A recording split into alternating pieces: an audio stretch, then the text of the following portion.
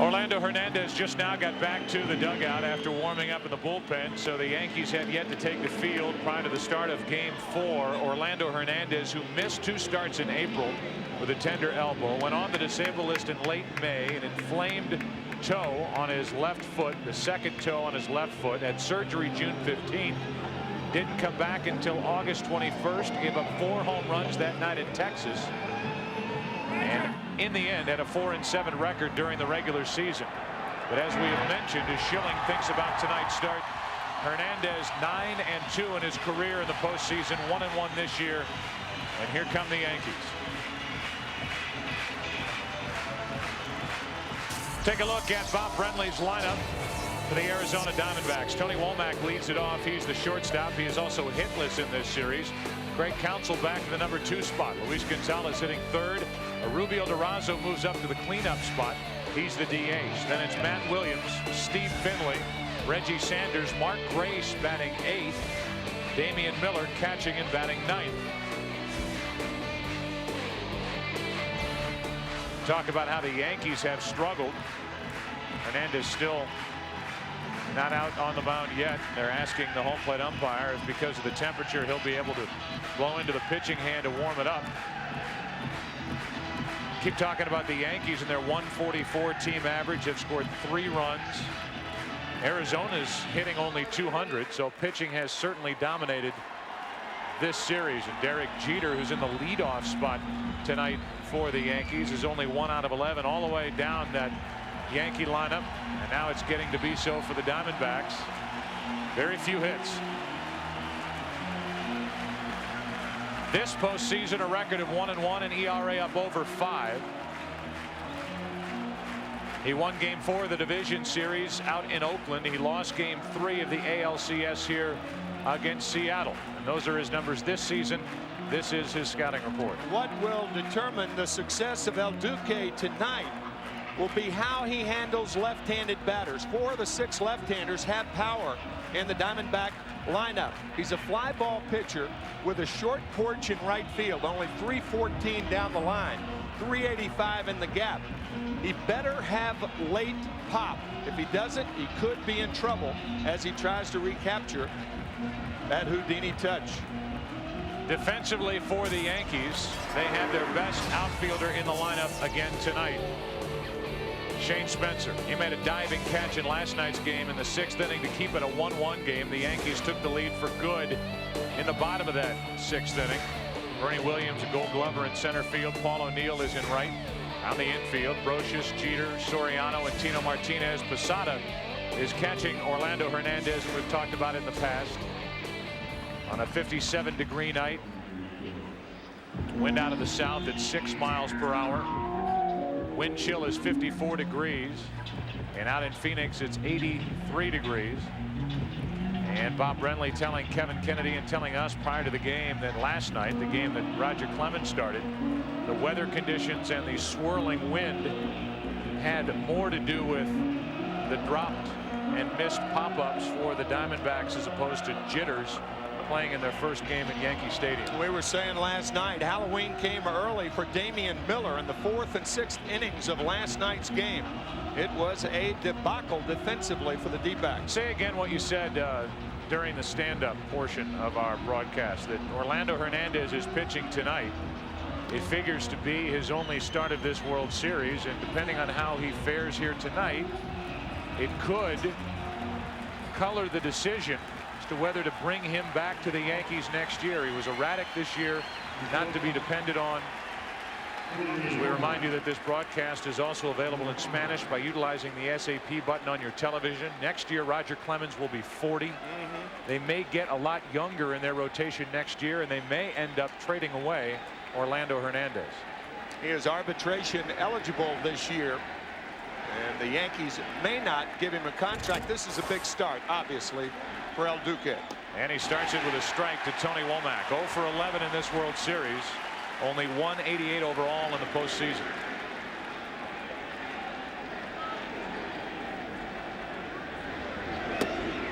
One ball, one strike. At the top of the screen, the Fox box.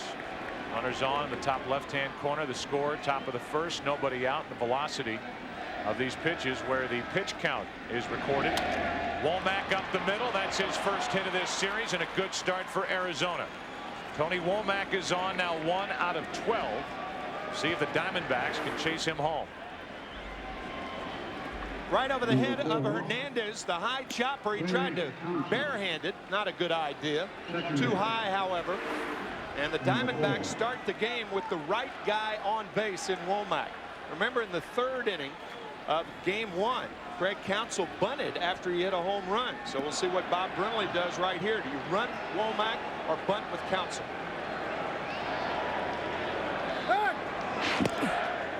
See how confident they feel with Schilling working on 3 days rest right here, as Tony Womack wants the third base coach Chris Spire to go through the signs again. When Schilling is on full rest, first inning with this combination, Gonzalez and Durazo coming up, you would expect the bunt.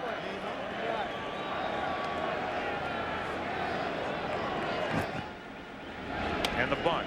Third base side, barehanded pickup. Brocious, great play. 1 out. Down to second is Womack, a runner in scoring position, and there's Brocious doing his thing again on the barehanded pickup. He's the best I've ever seen at this particular play. He picks it up with the ball in the throwing position. Index finger, middle finger, and thumb. That is a very difficult play to make for a third baseman, and Brocious does it almost routinely. So now an RBI opportunity for Luis Gonzalez with Durazo to follow. Gonzalez so far in this World Series 3 out of 11 with a home run. Former Gold Glove Award winner, and he has done that. That play in particular since coming here to the Yankees his first year in '98. Gonzalez could put Arizona on top here in the first inning and give Curt Schilling a lead. Now look back at Womack. Luis Gonzalez drove home 142 runs during the regular season and hit 57 home runs.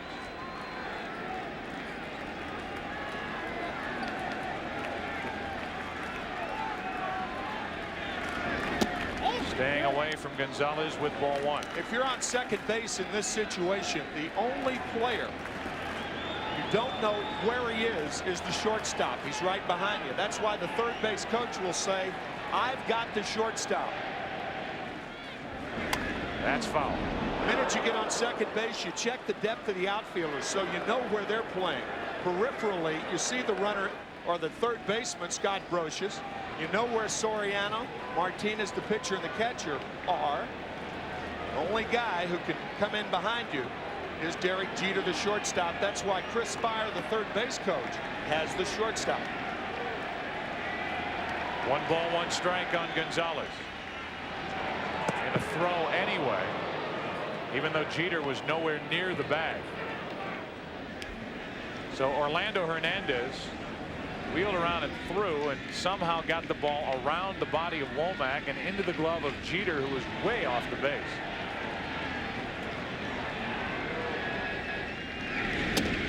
Inside for ball 2 to Gonzalez, and that is certainly something to watch for early. And you've made mention of this plenty with Orlando Hernandez.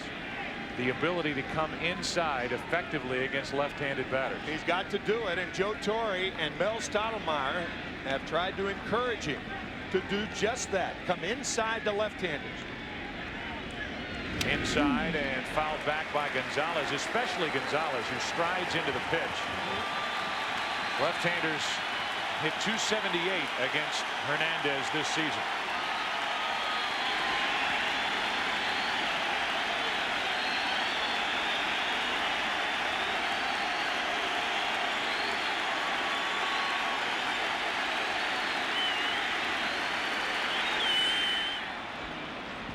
That hit Gonzalez, and he'll go down to first. Hit by the pitch on a 2-2 delivery, and it's 2 on with 1 out.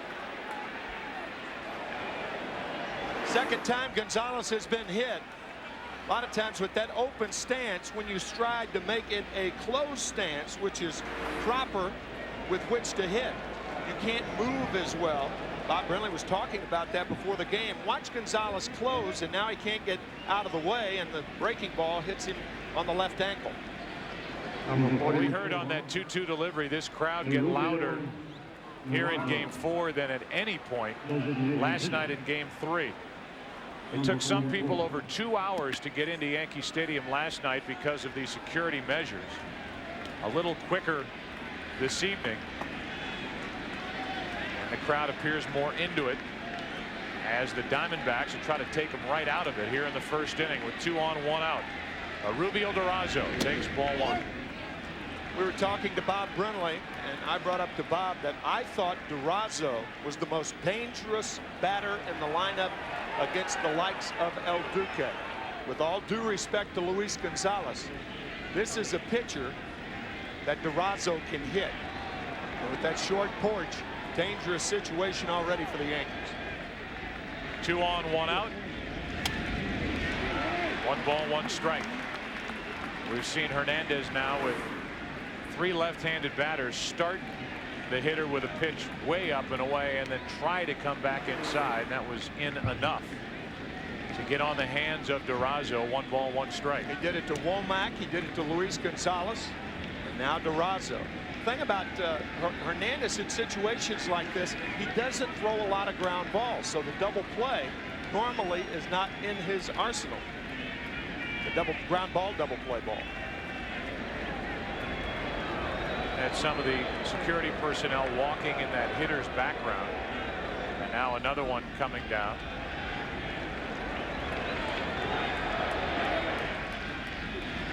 As Durazo waits for a 1-1 pitch. Inside on the hands and fouled back and out of play, strike 2. Matt Williams on deck.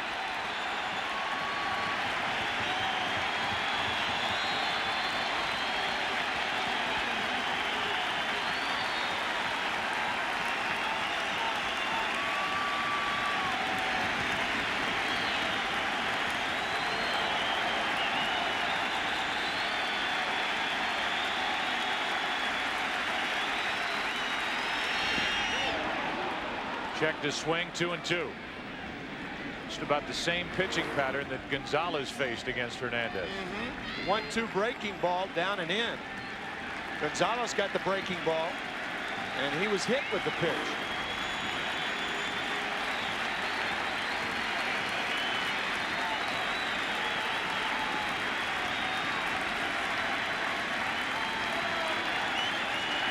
Two on for Arizona here in the first inning. 1 out.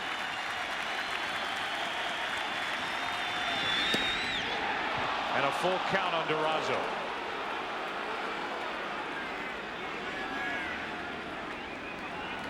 Brenly, a very aggressive manager. Expect the runners to run right here.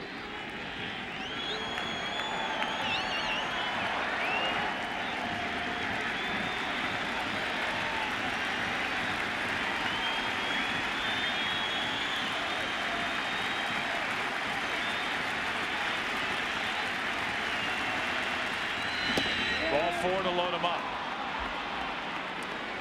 Runners were not running there. Perhaps in Bob Brenly's mind, with the young hitter up there, a lot of times the animation and activity on the bases makes a young hitter a little too anxious. So perhaps that's why Brenly kept the runners at second and first. So now it's Matt Williams with the bases loaded, 1 out. Swinging the bat awfully well, including his final at bat last night against Mariano Rivera. Swinging it well, so Bob Brenly put him in the number 5 spot. Bases loaded for him, 1 away here in the first inning. Strike 1. Breaking ball against Williams. For their careers, right-handed batters hitting only 193 against Hernandez.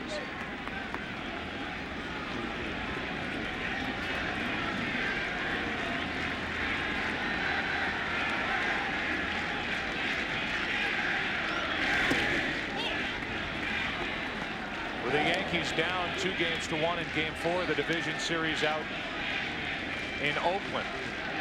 Hernandez got into a second and third nobody out situation in the first inning and got out of it. Here he has the bases loaded, 1 out. And Matt Williams at the plate. Hernandez and the Yankees won that game Final of 9-2.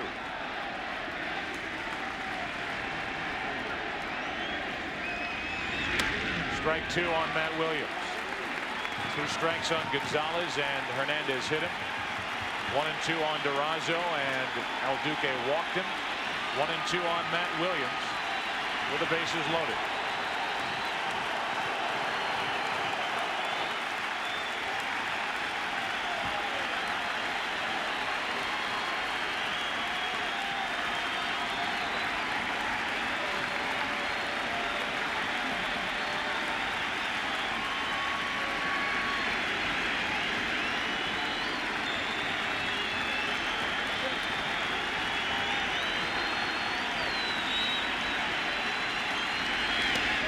Too far outside, 2-2.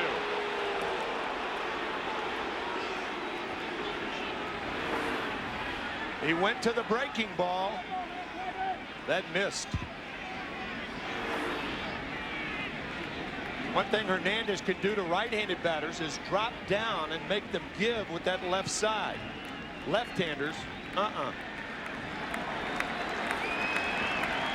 The Diamondbacks trying to hand Curt Schilling a first-inning lead.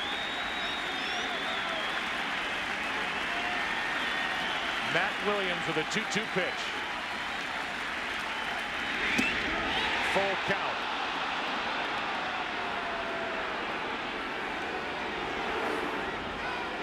comes back inside with the fastball that misses by a lot.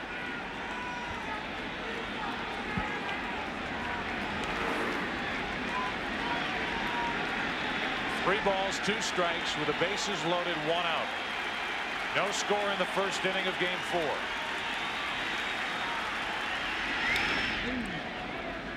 Do it again.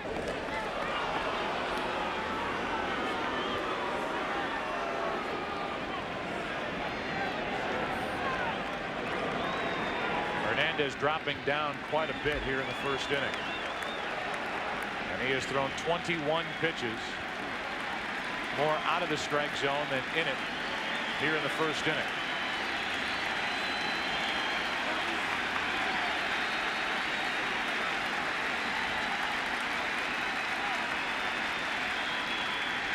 Two out.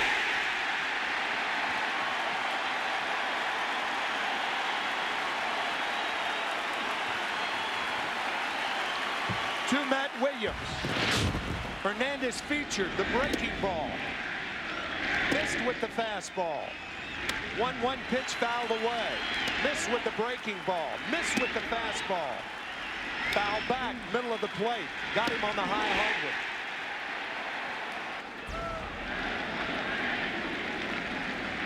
So now the bases are loaded with 2 out. And Steve Finley is at the plate, hitting .333 in this postseason. Ball 1. When a pitcher doesn't have confidence, he tries to be too fine. And that's what Hernandez is trying to be right now. Finley did not start in game 2 against Andy Pettit. Only 1 out of 6 in this series.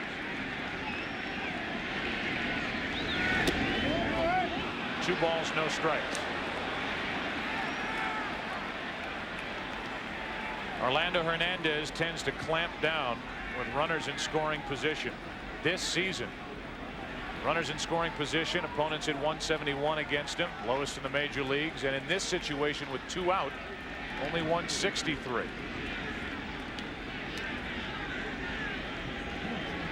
Pound the problems for Hernandez now that he's fallen behind Finley 2-0.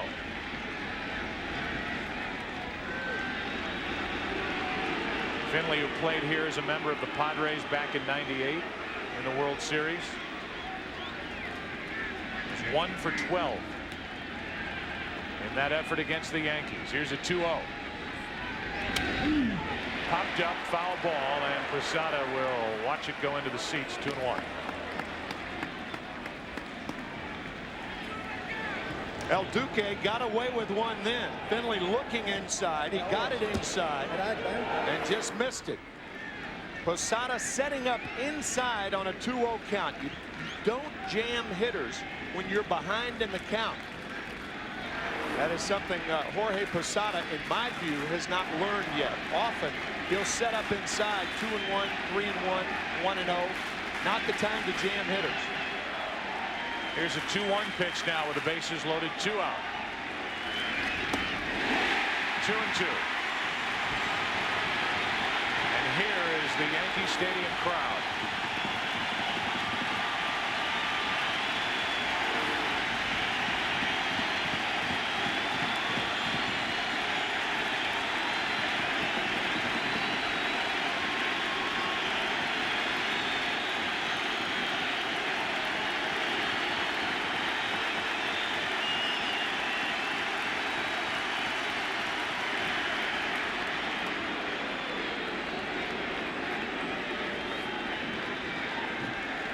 Curt Schilling's going to have to go back and warm up again.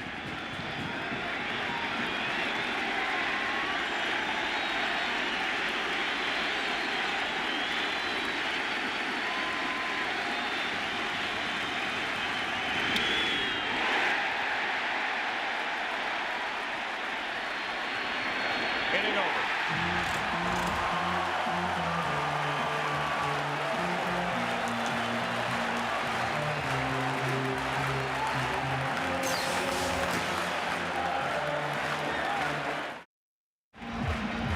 Curt Schilling thinking about this start.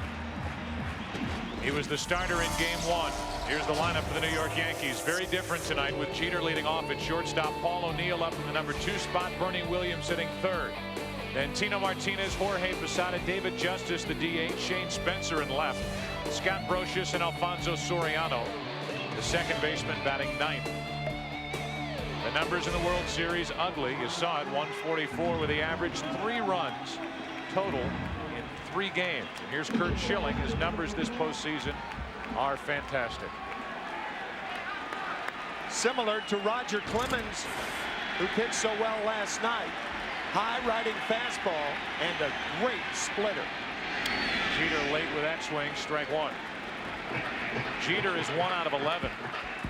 And after having a great division series against Oakland, it has dragged his postseason average down to 239.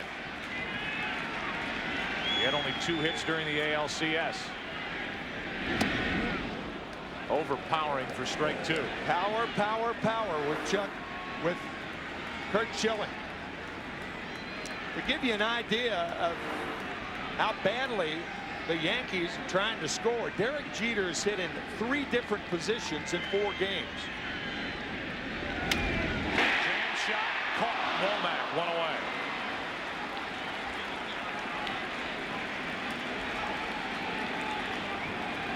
A time to jump by Womack.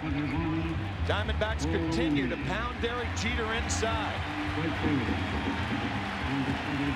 Derek's mom and dad, as they often are, in attendance. Thinking that might get over the head of Tony Womack. It landed in his glove, and Jeter leading off tonight. He could hit anywhere in this Yankee lineup. Is the first out for Curt Schilling, and now Paul O'Neill. O'Neill 2 hits in last night's game, his first start of this series. The early indication on Curt Schilling is he is throwing hard. 102 pitches in game 1. A lot of people have made a lot about that figure. Should know that he averaged 105 pitches during the regular season per start. So about his average. He said after that start he felt terrific and had been lobbying his manager Bob Brenly as he walked off the mound in the 7th inning in game 1 to start this one. Check swing, ground ball. Womack. 2 out. 5 straight strikes from Curt Schilling. All fastballs. We said power, power, power. Home runs, yes. He led the National League in home runs yielded with 37 given up, but 31 were solo shots. Shoulder high heat and shoe high splitters. He's shown only the fastball thus far. So now it's Bernie Williams, who's 2 out of 10. Right in the middle of this Yankee lineup.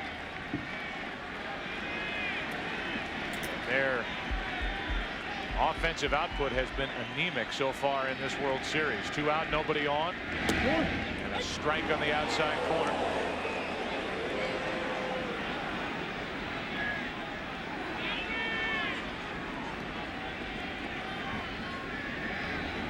The top of the order for New York, 3 out of 35 with 7 strikeouts, an .086 average for the first 3 hitters in the Yankee lineup combined.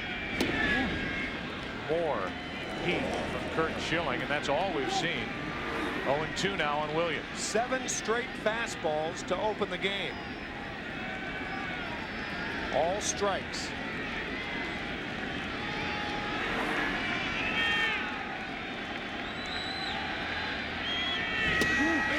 Got him on the outside corner. A lot of questions about Curt Schilling starting on 3 days rest. Any more questions? Second inning, game 4, no score.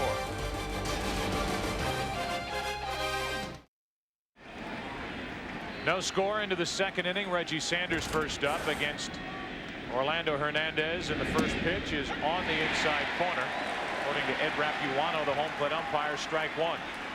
It took Hernandez 27 pitches to get through the first inning. It took Curt Schilling 8. All strikes, all fastballs. Off the hands, out of play, 0-2. Sanders, who has been the cleanup hitter lately for Arizona, is now down in the number 7 spot. You look at the first inning. Just enough strikes to keep Arizona off the scoreboard. Schilling was perfect.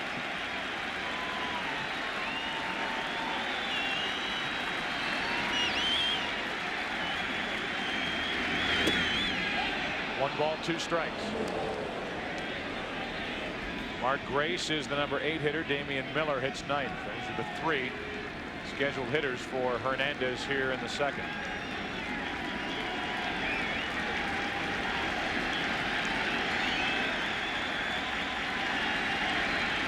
One out. How odd is it to see Mark Grace hitting 8? It's been 13 years since he has batted 8 in his days with the Chicago Cubs. First year 1988, his manager that year, Don Zimmer, and scoring on that double was Ryan Sandberg. He had a terrific NLCS. Grace hit .647 against Giants pitching. Two are still very good friends, Mark Grace and Don Zimmer. Grace and Zimmer caught up around the batting cage before yesterday's game 3. Mark Grace has just been in awe walking around Yankee Stadium. Grace, a guy who really understands and studies baseball's history, as does Curt Schilling, tonight's Arizona starter. When Mark was growing up, he was in awe of Keith Hernandez, the great Met and Cardinal first baseman. He wore his number 37 when he was in high school. One hop to Soriano. He could roll into first. 1 out. 2 out of the inning, and the batter will be Damian Miller. A strikeout, a ground out. Joe Altobelli was one of the coaches with the Cubs when Grace first came up, and really worked with Grace, making him a better defensive first baseman. That is the flag we showed you here last night, that tattered and torn flag, which was recovered from the wreckage 3 days after the World Trade Center bombing. Tower 2 collapsed on that flag. Stars missing. It was ripped and torn, and it is known to be the only American flag flying that day at the World Trade Center. Local police officers had it, taking it around to the different funerals in the area for their fallen brothers, and they thought it was a good idea for it to be here at Yankee Stadium for the middle 3 games of this World Series.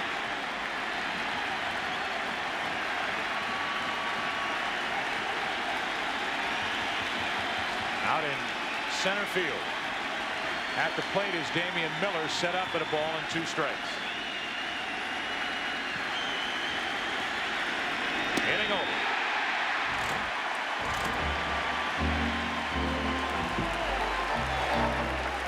the second, no score in Game 4. When you're in Arizona and you go to Bank One Ballpark and you go into the manager's office of Bob Brenly, he has a stereo system behind his chair at his desk. There's Tino Martinez leading off the bottom of the second, no score. Strike one. In that stereo system, it's a 5 CD changer. He's got 2 Led Zeppelin albums. He's got a Jethro Tull. He's got Tom Petty.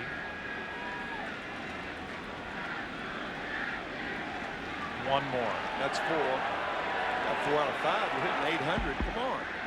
It's all right. Tino Martinez grounds to the right of Counsell. 1 out. Brenly is a loose guy. And we always talk about Joe Torre and his ability to disarm a situation with a sense of humor. Here's an example of how Brenly does that with his catcher, Damian Miller, between innings. Hey, when in doubt tonight, if there's any question in your mind what you want to throw something low so they don't pop it up foul behind a plate, okay? That's what reminded me. Last night, Damian Miller had trouble on 3 different pop-ups because of the swirling winds. According to Damian during that little piece of tape, the wind is not as bad tonight as it was here last night. Ball 1 to Jorge Posada with 1 out, nobody on. Joe Walsh, that's the 5th. Joe Walsh, yeah, from the Eagles. Yes. Guitar player from the Eagles. Right. Yeah. And the difference between the managers, you go into Joe Torre's office, if he had a stereo system in there, I don't think Zeppelin or Joe Walsh would be in the CD changer. Tony Bennett, Frank Sinatra, Jerry Vale. Right. Fabian, Frankie Avalon, Eddie Layton plays the hits. Down the left field line for Gonzalez. Plenty of time to get to this one. 2 out. Here's last night, Damian Miller staggering around behind the plate. That was not ruled an error. This was. And this was given to Mark Grace. The Diamondbacks committed 3 errors last night, 4 misplays. At one point, gave the Yankees 6 outs in an inning. That was in the 4th. The Yankees did not score that inning as Justice takes a strike. That's how poorly the Yankees are going offensively. They get 6 outs and don't score. And how tough Brian Anderson pitched last night for Arizona. Oh, yeah. What a job. Give him credit. 2 out, nobody on, and a 1-ball, 1-strike count on David Justice. Bob Brenly telling us before the game that Damian's night last night, like a couple of afternoons he had as a catcher for the San Francisco Giants in Candlestick Park. What a tough sun and wind field Candlestick was. Here's a 1-1 to Justice with 2 outs. Just outside, 2 balls and a strike. Curt Schilling, who spoke to a group around the World Trade Center. We read a portion of a letter he wrote right after the tragic day of September the 11th during Game 1. Part of the group that went from the Arizona Diamondbacks to Ground Zero. Curt Schilling, Randy Johnson, Luis Gonzalez, Mark Grace, a long list of players. Bob Brenly telling us that the firefighters, the police officers, the emergency workers there all had cell phones and would call home to their kids, their sons, their daughters, and put Curt Schilling and Randy Johnson on the phone. A treat for the kids, and they got a chance to talk to 2 of the best starters in the major leagues this year. And from one to the next, they stood there taking one cell phone call after another, talking to the kids of the firefighters, rescue workers, and police officers at Ground Zero. 2 out, nobody on. 2-2 pitch to David Justice. He's fouling him off as Schilling is living in the mid-90s, 94 miles per hour on that pitch. There is such a difference between the fastball and the splitter from Curt Schilling. almost like a bobblehead doll up there. Shoulder high fastballs and shoe high splitters. Got him on the outside corner. Justice becomes the second strikeout victim for Curt Schilling. We go to the third. El Duque back to the hill. Still no score in game 4.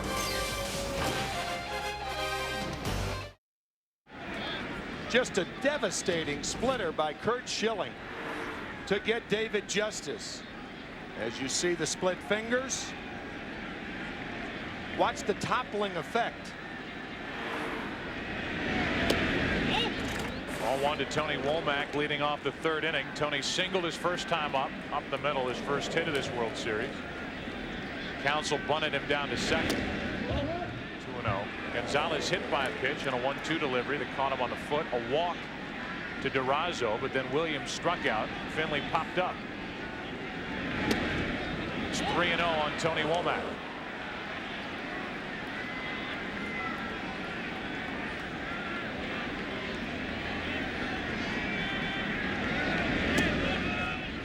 That's ball 4 for a leadoff walk. And if there were bunting in the first inning with the way Schilling's pitching tonight, expect the bunt here again in the third inning. Take another chance at having Gonzalez, Durazo, and/or Matt Williams bring Womack home. Yankees expect the bunt. They have Brocious way in at third.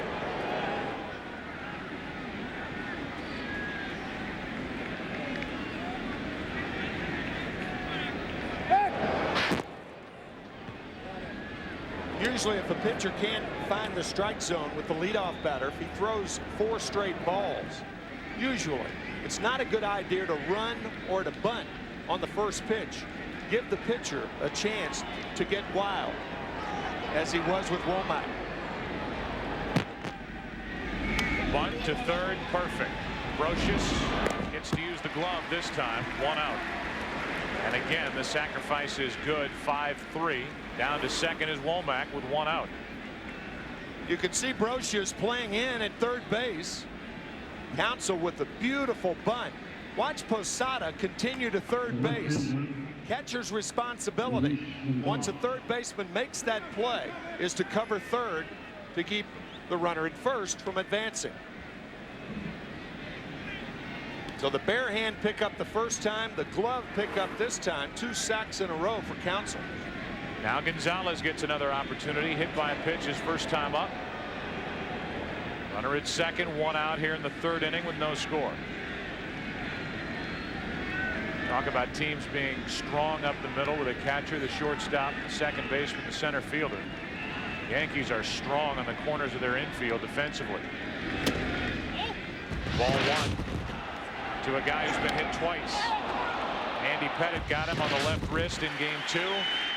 And in the first inning tonight, Orlando Hernandez got him on the Tootsie. Here's a 1-0. 2-0. And Hernandez is glaring in at the home plate umpire, feeling he's being squeezed here in this third inning.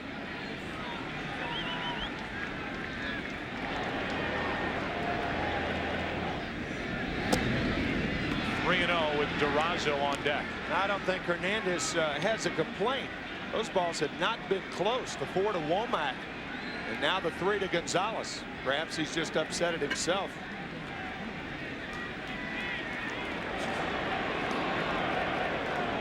A 3-0 pitch. That's not close either. Second walk of the inning, and Posada's going to go out and try and calm him down. Hernandez is upset. Mel Stottlemyre recognizing that from the bench. He's going to go out and slow down his right-hander. Third walk, second of the inning, 2 on for Durazo. So while Mel Stottlemyre goes out to talk, we'll talk about what happens tonight immediately after the game. It's a special edition of the Best Damn Sports Show period on Fox Sports Net. White Sox pitcher and former Yankee ace David Wells will join Tom Arnold, John Kruk, and the rest of the gang for what promises to be a unique and candid review of tonight's Game 4 action. For comedy, commentary, and updated scores and highlights, it's the Best Damn Sports Show period. Tonight after the game, only on Fox Sports Net. So Hernandez has got everybody talking to him, trying to calm him down, and with 2 on 1 out, he calms one down into the strike zone for Durazo. He can put Arizona on the board here in the 3rd inning. 2 4-pitch bookend walks to the leadoff batter, Womack, and then after the sacrifice to Gonzalez. So here's Durazo, who walked his first time up. Again, with runners in scoring position this year, opponents at 171 against Hernandez. 2 on with 1 out for Durazo. And a fly ball into shallow right. 2 out. Womack tags, will go to 3rd. Throw cut off, and it's 1st and 3rd, 2 out. What an odd inning it's been for Hernandez. He walks 2 batters on 4 pitches and then makes a perfect pitch on Durazo.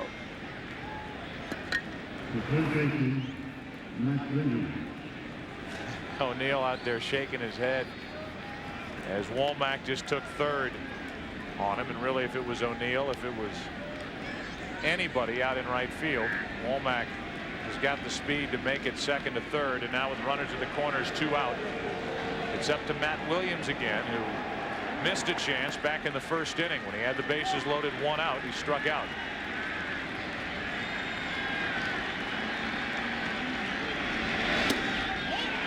Missing inside, and now Hernandez is in the face of the home plate umpire. This has been brewing all inning, and Ed Rapuano is going to go all the way out to the mound and get in the face of Hernandez.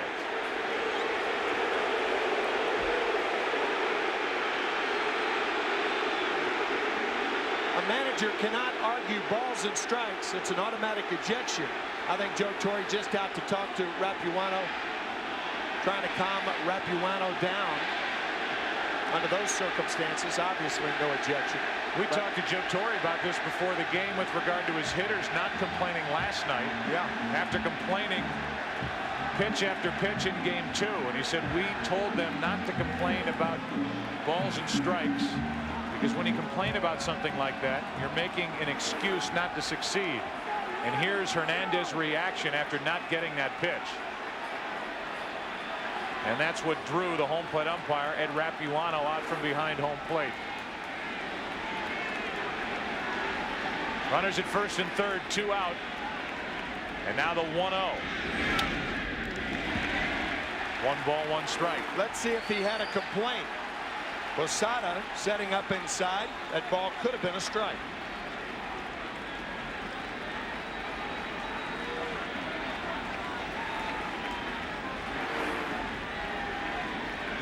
So a 1-1 count now on Matt Williams.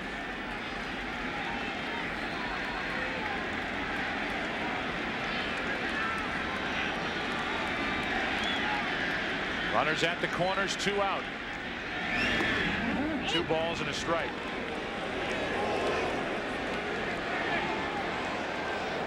That reaction not too much unlike Roger Clemens while back with Boston in a game out in Oakland. 1990, Terry Cooney behind the plate. Clemens was ejected game 4 against the Athletics. Athletics went on to win, then lost in the series to Cincinnati. Williams hits it hard, but right at Brocious. Fires to 2nd, and the inning is over. Rapuano walked down the first baseline a bit. Hernandez never looked at him. Bottom of the 3rd inning, no score.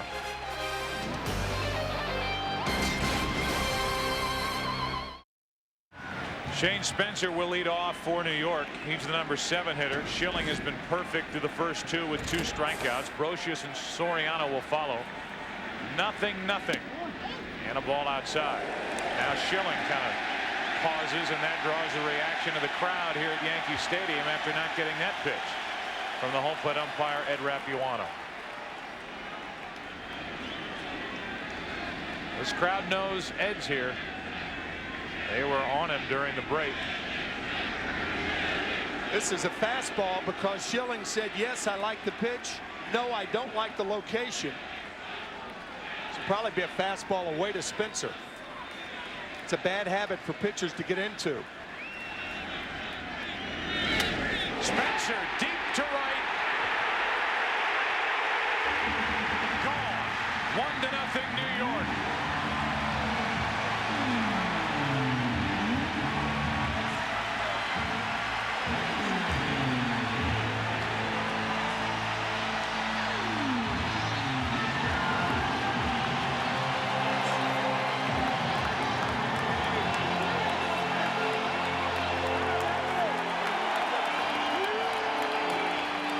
Spencer got the pitch you would have been looking for. Hitters are smart. Hitters pay attention. When a pitcher shakes his head yes, then no, and then yes, he's looking for location because the fastball is the only pitch you locate.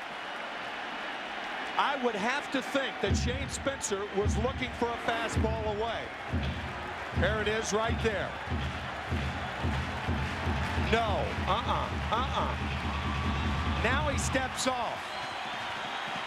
So he liked the pitch, then he didn't like the location. When he came back with a fastball away, Spencer was ready for it. 0-2 on Brocious.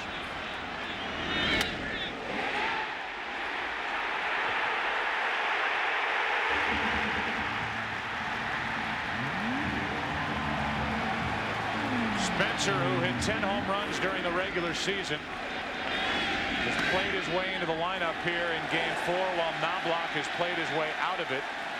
And Spencer, who delivered a diving catch in the 6th inning last night, cranks up a home run here in the 3rd inning to put the Yankees on top.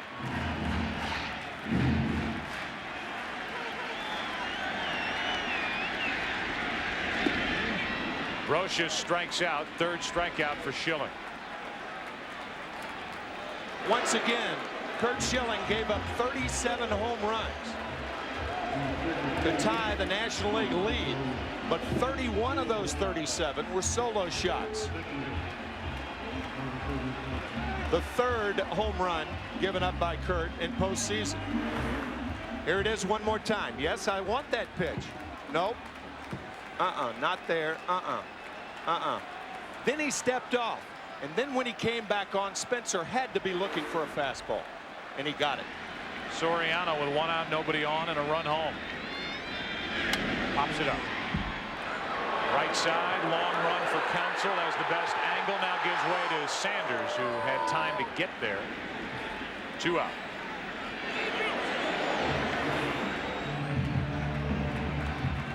Fastball away. Home run away, and the Yankees take the lead. What has been a characteristic of this run for the Yankees has been Joe Torre's amazing ability to play hunches. Knobloch watching, taken out of the lineup tonight.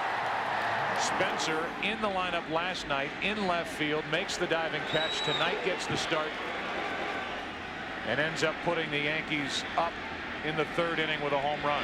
Now Jeter, they continue to pitch him inside, strike 1.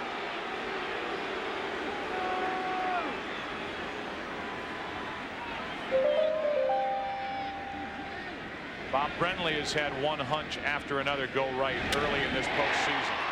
One hop to Womack, inning over. We'll see how Bob Brenly's hunch to start Curt Schilling works out here tonight. Fastball up and away, and up and away. 1-0 Yankees after 3 in Game 4.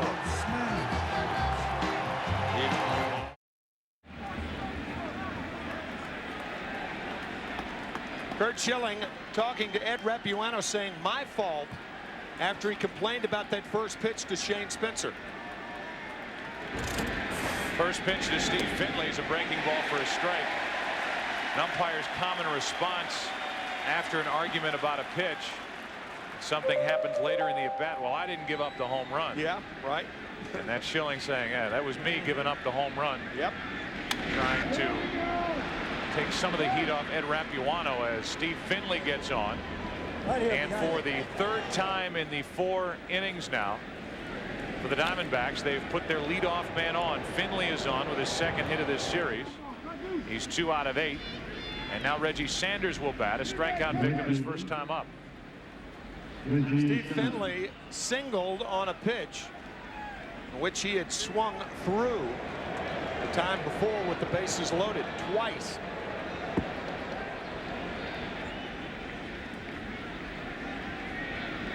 Kurt Schilling made that start in game 1. He gave up a first inning run on a flare double by Bernie Williams down the left field line that scored Jeter. And it was 1-0 Yankees after a half inning as Sanders grounds one to short. Jeter, Soriano, double play. Schilling said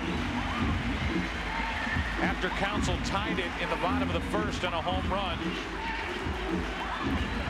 he knew that the work had been done to overcome that first inning mistake. And he was either going to win or they were going to be lifting him for a pinch hitter in the 8th or 9th inning in a tie game. Nicely turned by Soriano. When a hitter is jammed, he doesn't get out of the box as well. And that's why Reggie Sanders, a fast runner, grounds into a double play instead of a fielder's choice. Now Grace has spun off the plate with ball 1. One of the first things I'm sure a second baseman tries to learn, and Soriano picked up the second base position toward the tail end of spring training this year for the Yankees, is how to cheat. Right there. And he cheated there on the double play. The neighborhood play. And when we say cheat, kids, we mean it in the best sense of the word. That's right. 2 balls and a strike on Grace. Well, the reason that umpires, particularly second basemen, will give them the benefit of the doubt in touching second base is if they stay on the bag, the chance of an injury is great. Now 3-1 on Grace with 2 out and nobody on, and Damian Miller, the number 9 hitter, on deck.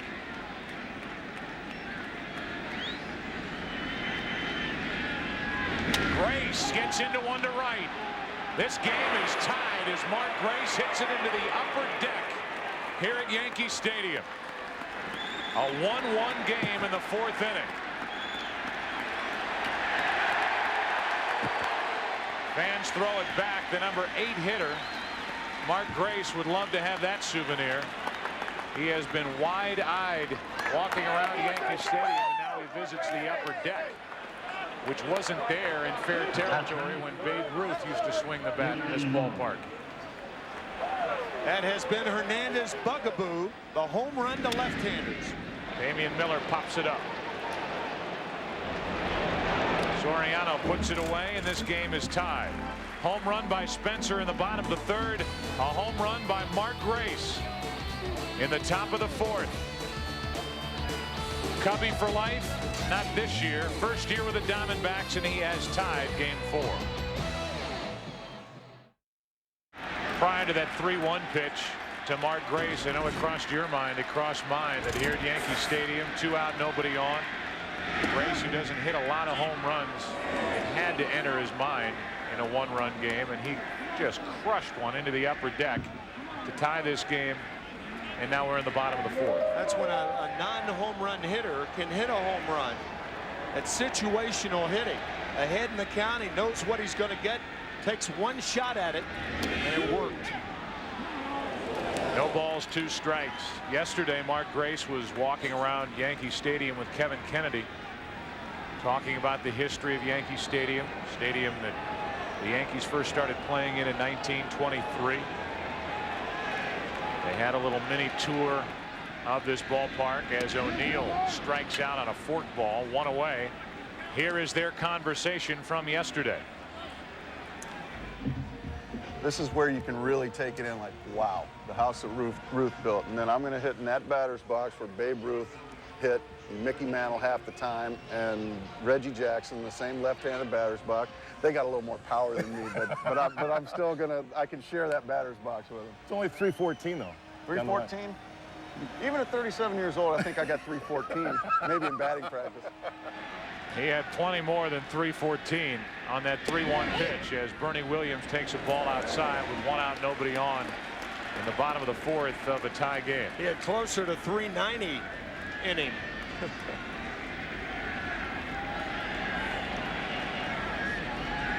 Race up with the Cubs in '88.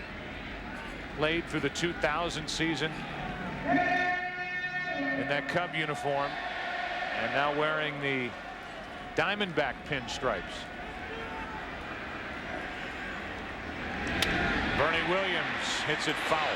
One of the reasons why the Diamondbacks wear pinstripes, really the reason, is that when they brought Buck Showalter aboard before the team was put together, before the franchise started play, he put everything together, whether it was the design of the stadium, whether it was the uniforms and the different combinations of the uniforms. He had just been let go by the New York Yankees, and he wanted to incorporate pinstripes in the Diamondback uniform.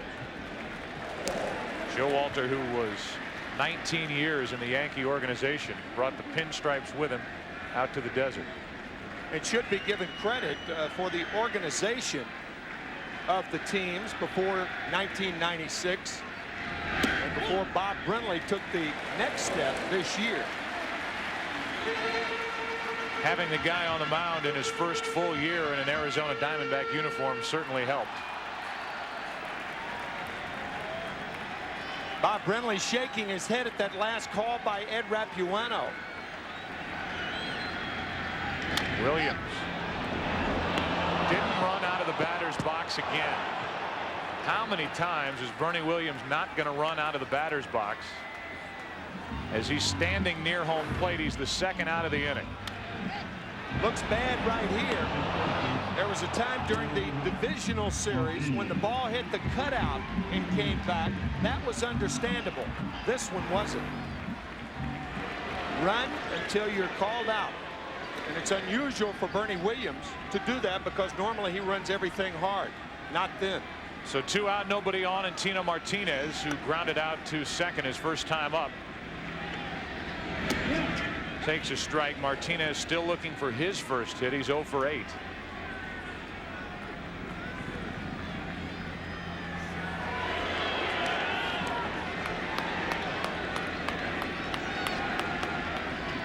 Diamondbacks have 3 hits. The Yankees have 1. Each side has 1 run, and very different strike zone that these two teams are working with tonight as opposed to that of Dale Scott last night. It was rather liberal east to west.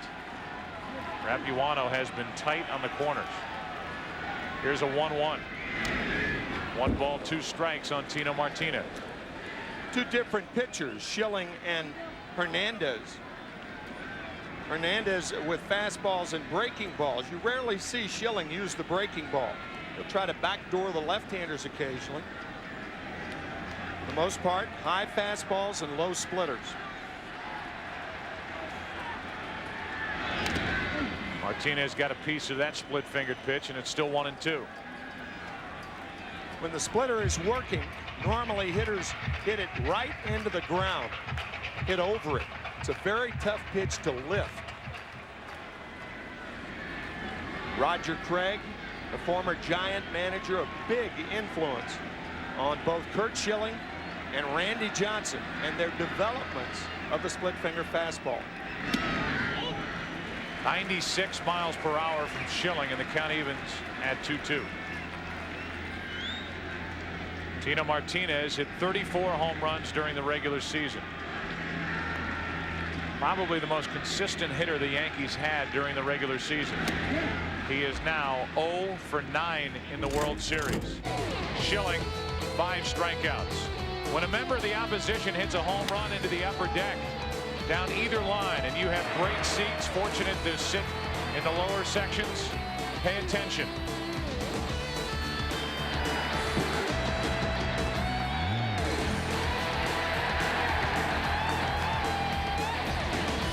Back after this from your local Fox station, tied at 1 through 4. Top of the order for the Diamondbacks, 5th inning, 1-1 is the score, and a breaking ball stays high to Tony Womack, who's the leadoff hitter in this lineup and has now led off 3 of the first 5 innings and reached base in his first 2. Once on a hit, once on a walk, and he's up on the count here, 2-0. 6 straight balls to Womack after the base hit up the middle his first time up. Hernandez has walked 3, struck out 3, allowed a run on 3 hits. 2-1.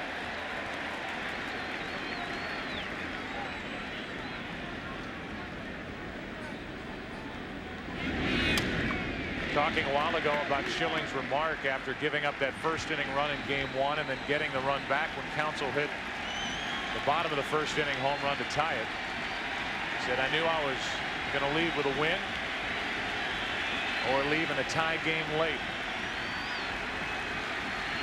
He's 1-1 here in the 5th inning, matched up against Hernandez, and Womack hits one down into the right field corner.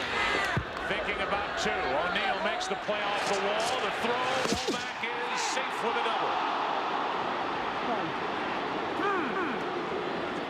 Tony Womack back in the leadoff spot on base for the 3rd time tonight. Fine play by Paul O'Neill and a nice pickup by Derek Jeter. Breaking ball hit down the right field line. Watch O'Neill play it terrifically off the wall. And now the short hop by Jeter. And Womack is safe.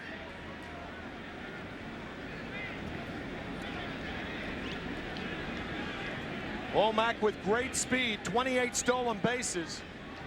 You'd think it would be an easy double, but a fine play by O'Neill made it close.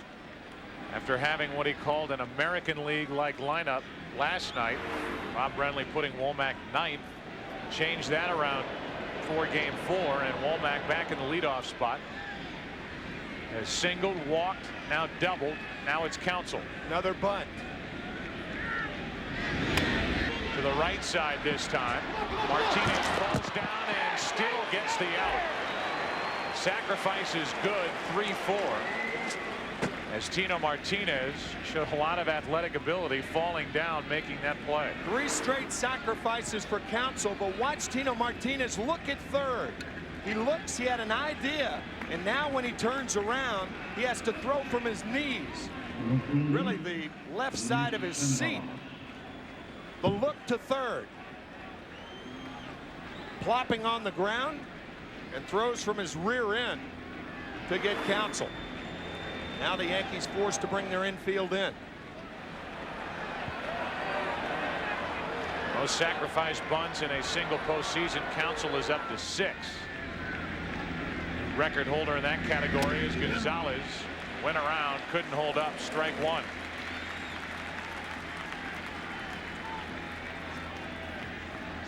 In World Series play, Counsell has now tied the all-time record held by Joe Tinker with 3 sacrifices in a World Series game. Wes Westrom as well. Tinker with the Cubs 1906. Westrom with New York in 1954. Infield is in, runner at third with 1 out.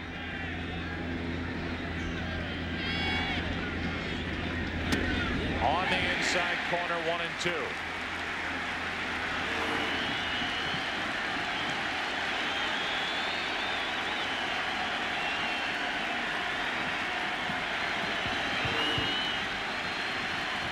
Hernandez getting that call this time from Ed Rapuano. Womack at third, 1 out. 1-2 pitch. 2 balls, 2 strikes.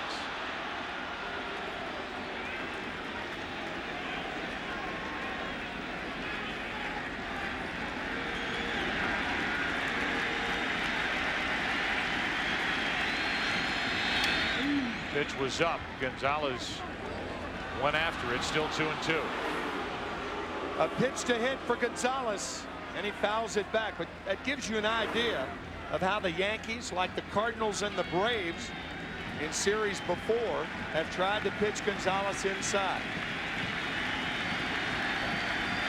Hernandez has struck out 3.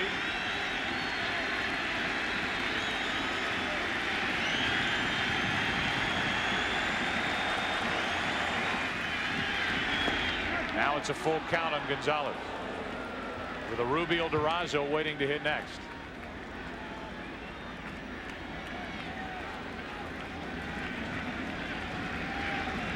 Situations like this, I think El Duque will try to get Gonzalez to go after a ball, not a strike.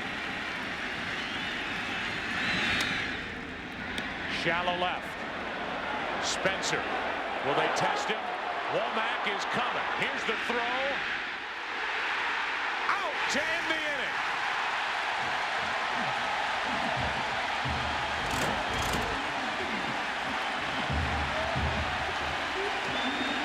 The catch last night, the home run tonight, and now the throw.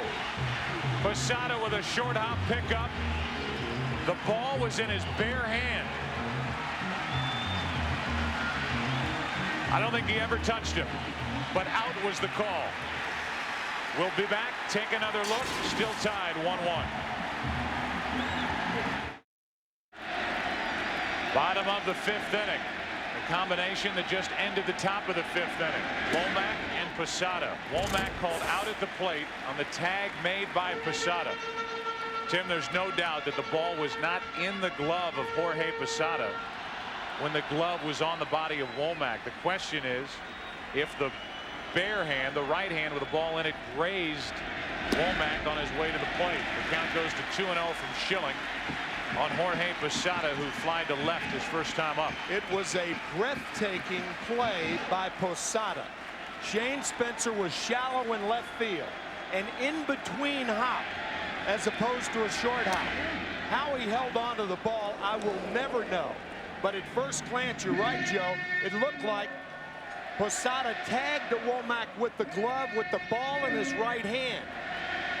We're going to take several views of it. What a play by Posada. It was 2-0. Now it's 2-2 on Posada, who homered in last night's game, has 2 home runs in the postseason with only 3 RBI, hitting .341 at the start of the night, right in the middle of this Yankee lineup, but only 3 RBIs to show you how poor the top of the order has been for the Yankees. The 2-2. 1 out as Schilling just pounded it by him. This is our first look, and you'll see what Joe and I were saying. Great play by Posada, and it looks like he tags him with the glove with the ball in the right hand. However, here he tags him with the glove and the ball, the left armpit, before Womack reaches home, and a great shot and a terrific play by Jorge Posada. You just can't say enough about that play. Man. 1 out here, nobody on, and an 0-1 pitch coming to David Justice. 0-2. To make that play about a yard off the line, and then to hold on to the ball, to come back and have the wherewithal to not only tag with the glove, but perhaps realize he didn't have the ball in the glove and he had to tag with the bare hand. Some play. Justice strikes out, and David Justice now 0 for 7, really struggling at the plate. Another look, the ball is out of the glove, and the bare hand, the ball in it, catches Womack just under the left arm just before he got to the plate. And here's Shane Spencer, who gets a nice hand. Spencer's had a big night. Excuse me, Joe. That was a very, very difficult call for Ed Rapuano also, but he made the right one. So with 2 out, nobody on, Spencer, who homered in his only at bat so far tonight, a pitch away, gets one inside for ball 1. Last night, with 2 on and 2 out in the 6th inning, that diving catch to keep it tied 1-1. Tonight, the top of this 5th, that catch and throw to keep it tied 1-1. And the one on the Yankee side is compliments of Shane Spencer's 3rd inning leadoff home run. Count in Spencer's favor here, 2-0.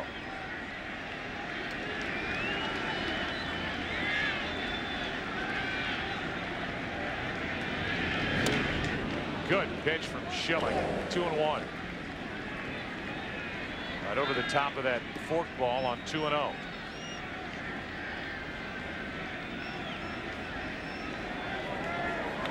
Heidi Spencer watching from the seats here at Yankee Stadium.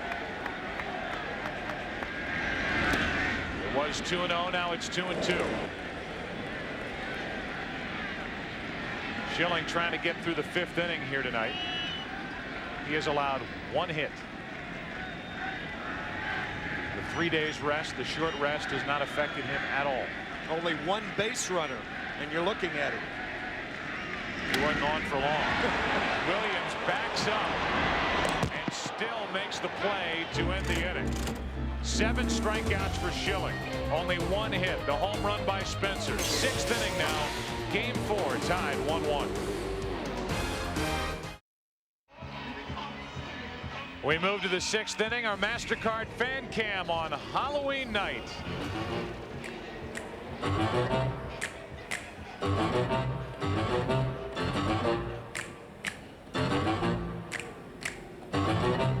Little Addams family for you.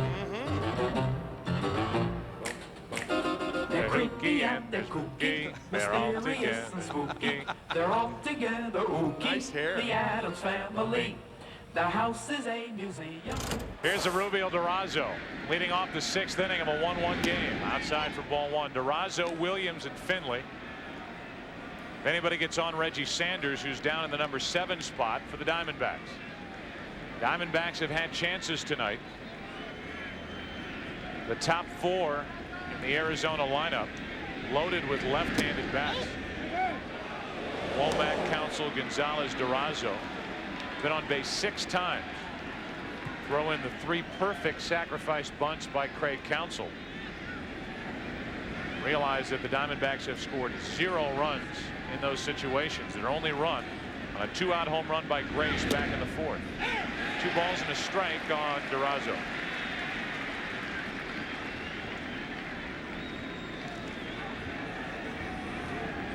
Matt Williams, a hitter on deck, has left 5 runners on tonight. Durazo is walked and flied to right. 2 balls, 2 strikes. Talk about great defense when you need it. Last night, 7th inning, that stop by Soriano on the ball hit by Durazo, and you've seen Shane Spencer's catch. Tonight, the throw by Spencer and the brilliant tag by Posada. Posada made that play happen. Durazo gets a piece. It's still 2-2.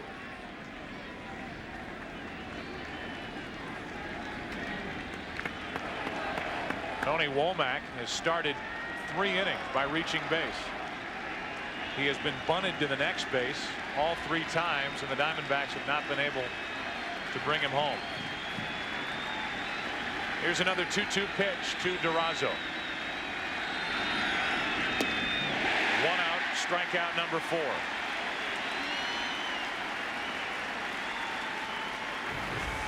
Tonight's box score for Arizona brought to you by John Hancock. Womack 2 for 2 plus a walk. Counsell 3 sacrifice bunts. Then there's Gonzalez hitless, Durazo hitless, Williams hitless. Finley has a hit. The only run provided by Mark Grace with a home run in the 4th inning. Here's Matt Williams, and there's ball 1. Bob Brenly telling us that Curt Schilling gets stronger in the late innings. I'll tell you, Orlando Hernandez just threw his best fastball of the night to Durazo. That fastball right on the corner away had some extra pop on it. Breaking ball misses. It's 2-0. 82 pitches on the night for Hernandez compared to 56 for Curt Schilling through 5 innings.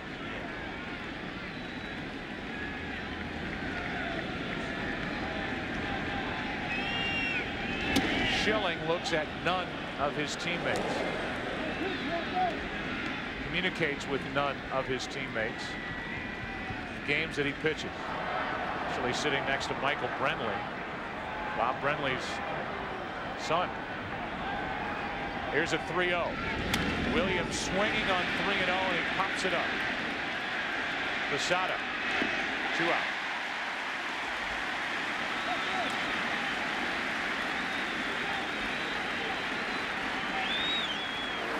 That's a pretty easy call to allow Williams to swing 3-0. He just gets up under it. Posada with an easy play. So a frustrating night for Matt Williams as it comes down into the glove of Posada. Williams struck out with the bases loaded, 1 out back in the first inning, and bounced into a force out with 2 on and 2 out in the third. Here's Steve Finley with the bases empty and 2 away. Strike 1. Can you believe the pitching we have seen in this World Series? Remarkable. From pitch 1 thrown by Curt Schilling on Saturday night in Phoenix. Mike Messina did not have his best stuff in game 1. No. To a man. That is a foul ball. To a man, the Yankees cannot wait to get Mike Messina back on the mound tomorrow night for game 5. That's right.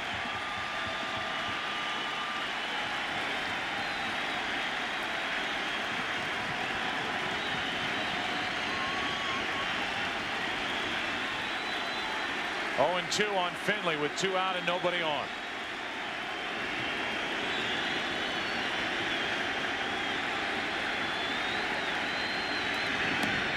Got the corner, inning over. 5 strikeouts for Hernandez. Bottom of the 6th inning. More work for Curt Schilling. Brocious, Soriano, Jeter coming up. Tied 1-1.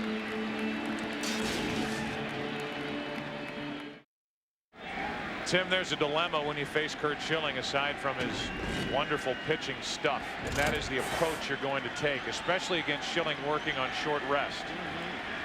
And that is, do you go after the first pitch? The numbers are amazing. When the first pitch from Schilling is put into play, opponents are hitting .429 against him, the second highest average in the major leagues during the regular season. Brocious hits one to center. Finley stumbled going after it at the wall, off the base of the wall, and Brocious has a leadoff double.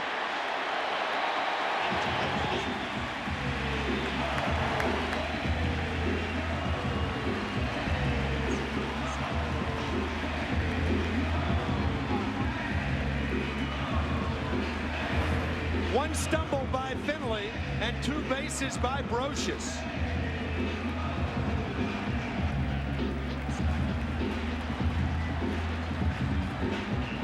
The first couple steps from Finley, he almost went down.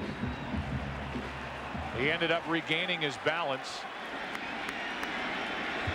Got close to that ball off the bat of Brocious, but you could see the frustration on his face when he didn't come up with it. There is the slip right there, and the recovery not in time. And Brocious on at second base, and now look for Soriano to bunt.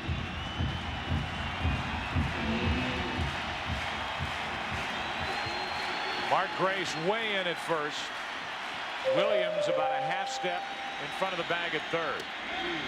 And a strike on the outside corner to Soriano. Mark Grace was so close then, he could have shaken hands with Soriano after Alfonso took the pitch. You're going to bunt it. You try to bunt it down the third base line and make the third baseman feel the ball.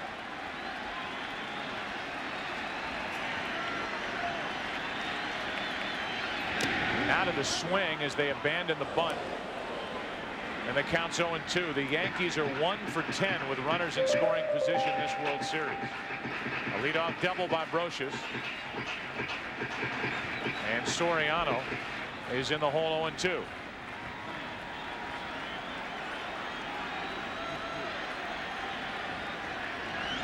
Now to the bunt. He fouls it and he strikes out. That's a terrible play. Awful.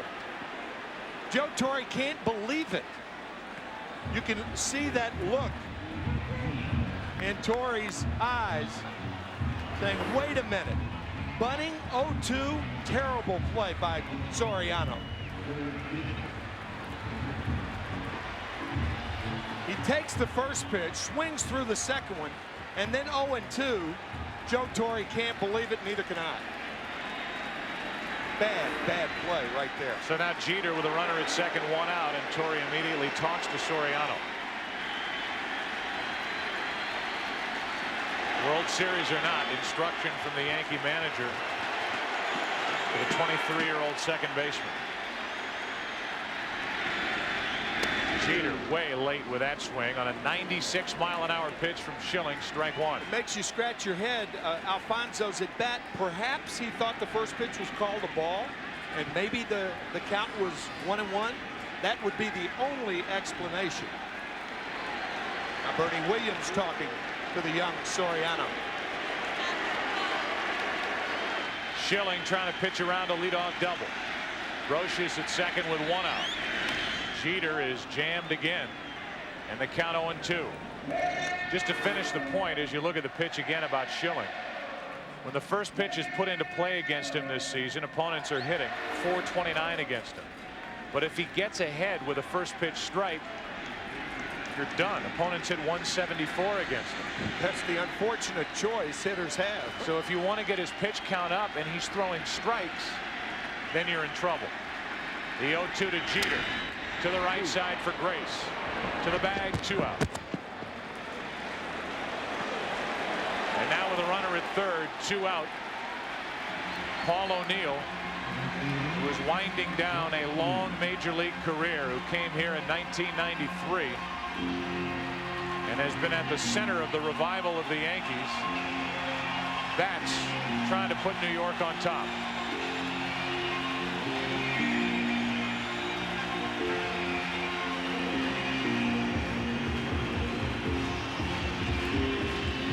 They meet on the mound, and we go back in time to 1990, the National League Championship Series, playing with Cincinnati.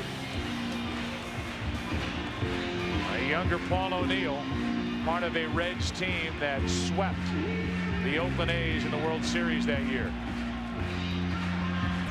After getting past the Pirates in the NLCS, and now with a runner at third, 2 out, it's O'Neill, who is likely to retire at the end of the year, looking for a 2-out hit.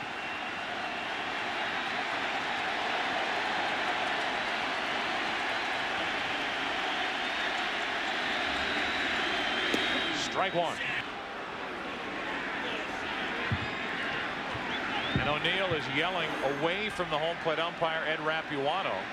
But Rapuano is yelling back at O'Neill as O'Neill took a walk around the plate. Paul didn't like it, and I don't blame him, but that pitch was a strike. And Rapuano standing there with his hands on his hips. It's been a long night for the home plate umpire. The 0-1. Miller kept it at the plate. Didn't know he had it. Didn't know he had blocked enough of it. The count 1-1. Damian Miller down on the splitter. Does a good enough job to keep it close. Pitchers have to have confidence in catchers' ability to block the ball in order to throw the good split finger fastball.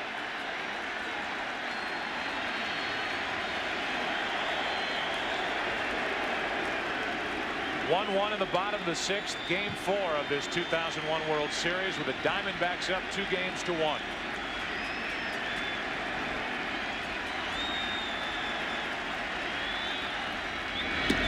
Two balls and a strike on Paul O'Neill.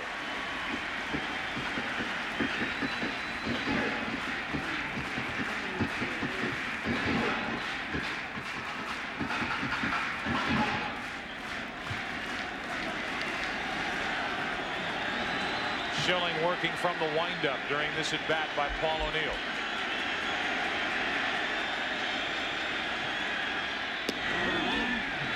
Just high, 3-1. If O'Neill reaches, Bernie Williams waits to hit next.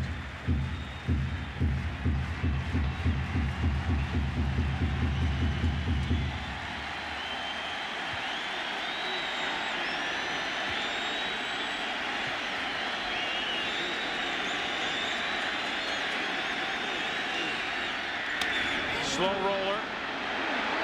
Race to Schilling. Got it. And the inning is over. Leadoff double. Schilling gets around it. The Yankees strand their first runner of the night. And we go to the 7th. Tied at 1 in game 4. Back after this from your local Fox station.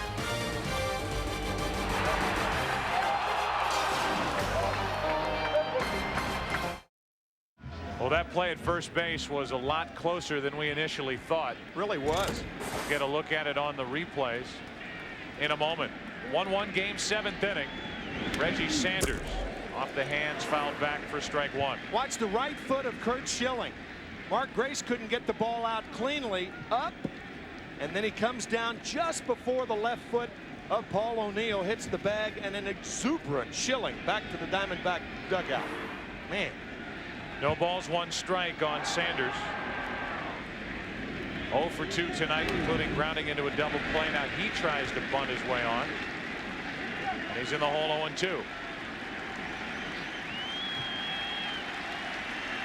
Give you a pretty good idea of how the Diamondbacks think Hernandez is throwing now in the mid to late innings. It's Sanders, who's been their cleanup hitter for the first 3 games of this World Series, just trying to drop down a bunt.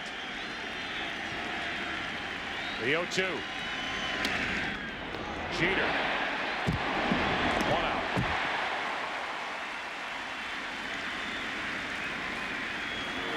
A low tracer to Jeter. Giving with the hop and making a strong throw.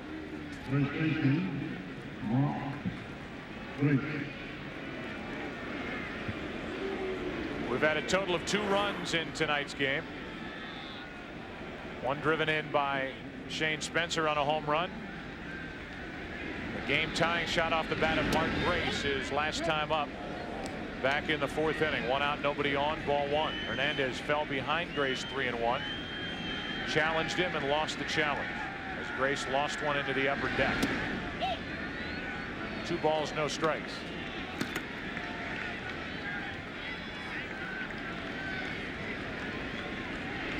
Looking for another pitch to pull. And he does, into the seats, foul.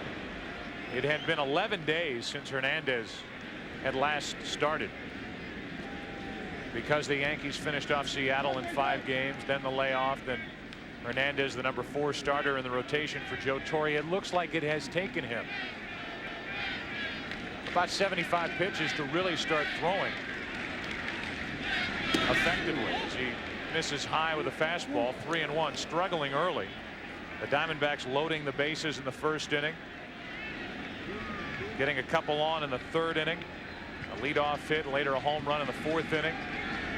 Hernandez issues a 1-out walk to Grace.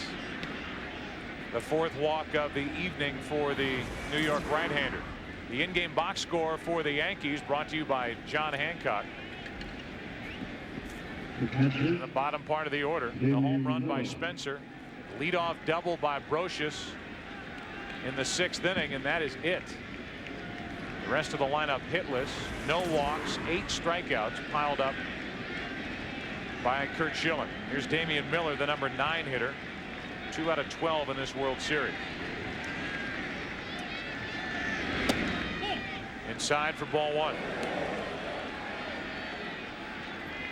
Ramiro Mendoza, the right-hander, Mike Stanton, the left-hander. And as they start to loosen up, and they just got up, Mel Stottlemyre will trot to the mound.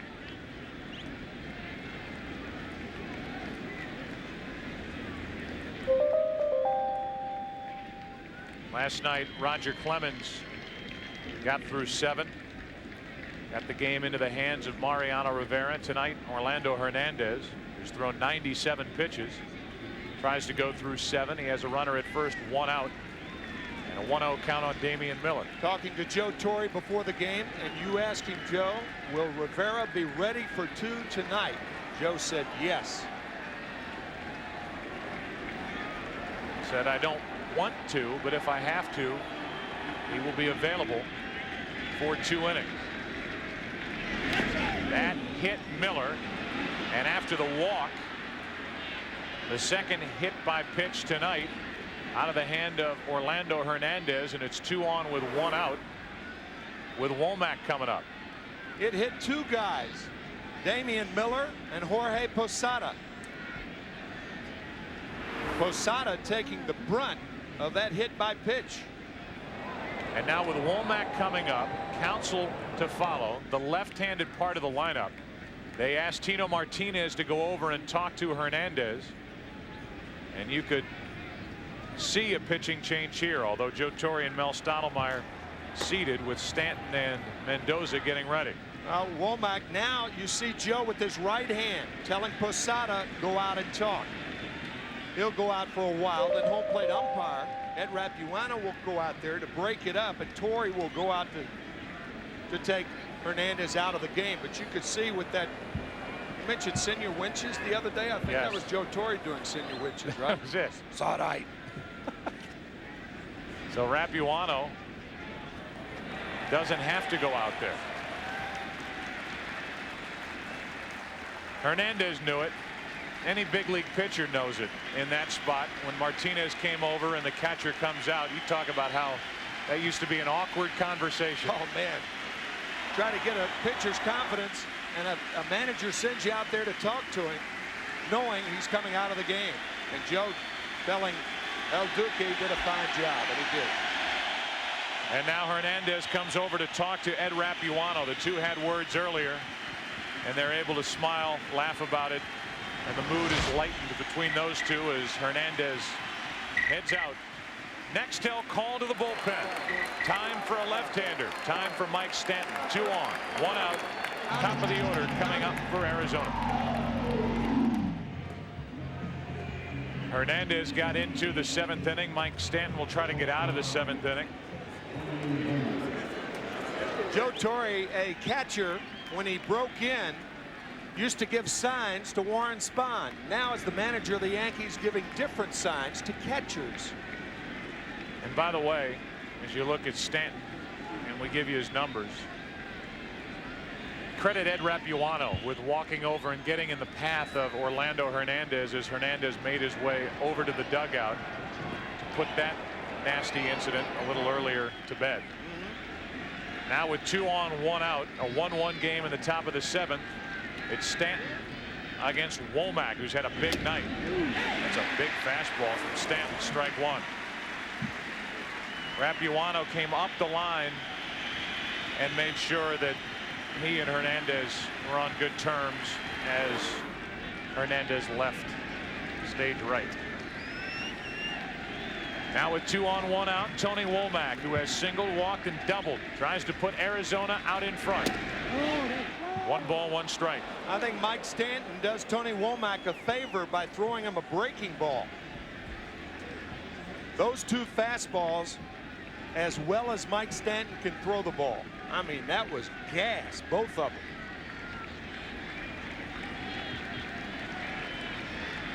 Stanton has not had a lot of work in the postseason for the Yankees. It's just been the way it has fallen for New York. As Womack is late on another 92-mile-an-hour fastball, and the count 1-2.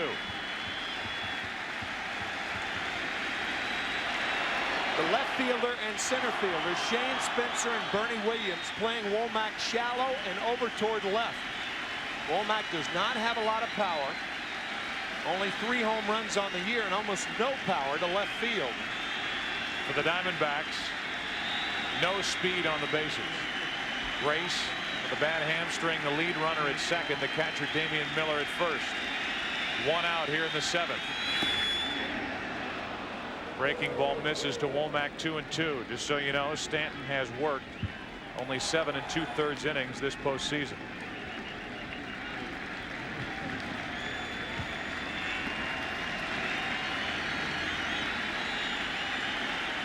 Stanton with small fingers.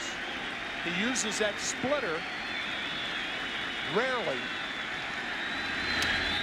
Womack spoiled it. But he always, when he gets the ball and the bare hand is out of the glove, he tries to stretch the middle finger and the index finger. So when he does throw the splitter, he throws it effectively.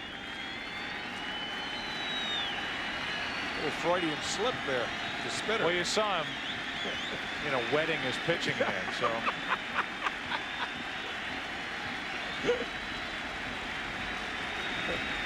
Two balls, 2 strikes, 2 on, 1 out.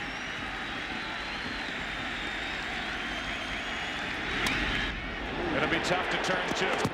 Jeter in the middle, got them both.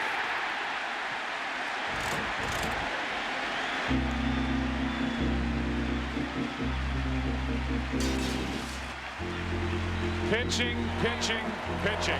Stanton in relief of El Duque. Please remember, Radio Shack is a collection site for the September 11 Fund, benefiting survivors, victims, families, and rescue personnel. The September 11 Fund is a collaboration of United Ways, the New York Community Trust, and the Council of Foundations.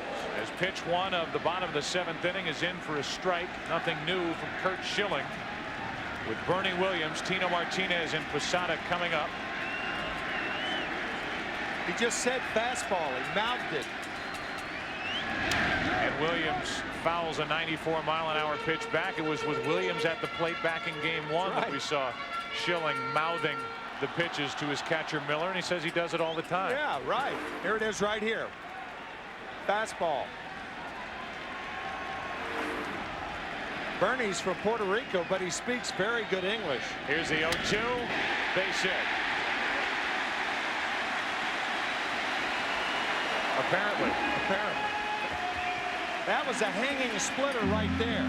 And Bob Brenly telling us that one indication, and perhaps the only indication, that Schilling is tiring is when his splitter is up in the strike zone.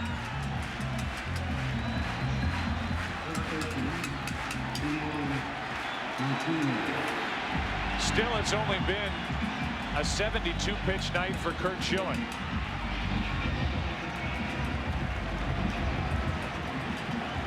Tino Martinez stands in. Martinez 0 for 2. He's grounded out. He has struck out. Typical from Schilling tonight. Pitch one is a strike, 94 miles per hour. And with the cleanup hitter at the plate, no sign of the bunt. But Joe Torre does not like the bunt with his left-handed hitters in the lineup. Again, the short porch in right field. 1 ball, 1 strike.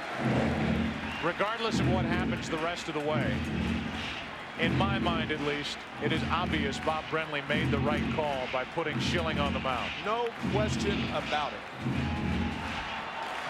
So effective tonight, and if there is a Game 7 back in Phoenix, he would be available for that. Here's a 1-1 to Tino Martinez. 2 balls and a strike. The Yankees have 1 run on 3 hits. They've left 1 runner all night. For the 2nd inning in a row, they have their leadoff man on. A leadoff double by Brocious last inning. He was stranded. Leadoff single by Bernie Williams here in the 7th.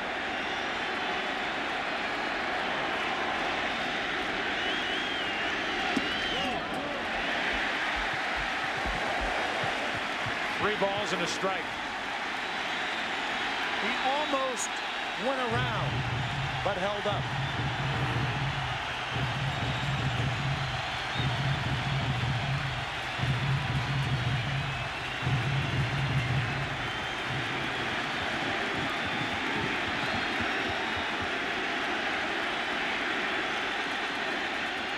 Ball 4.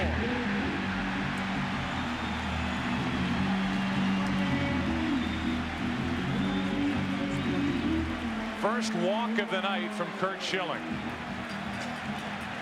And Bob Welch, the pitching coach, goes to the phone.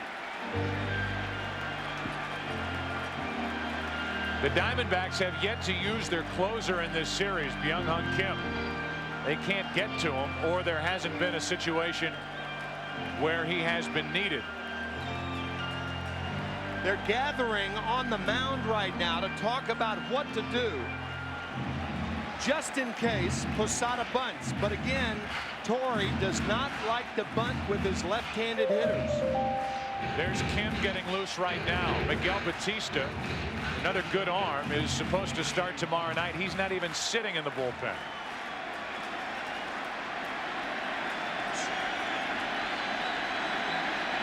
Game only in the 7th inning. 2 on with nobody out, and Schilling is in his first jam of the night.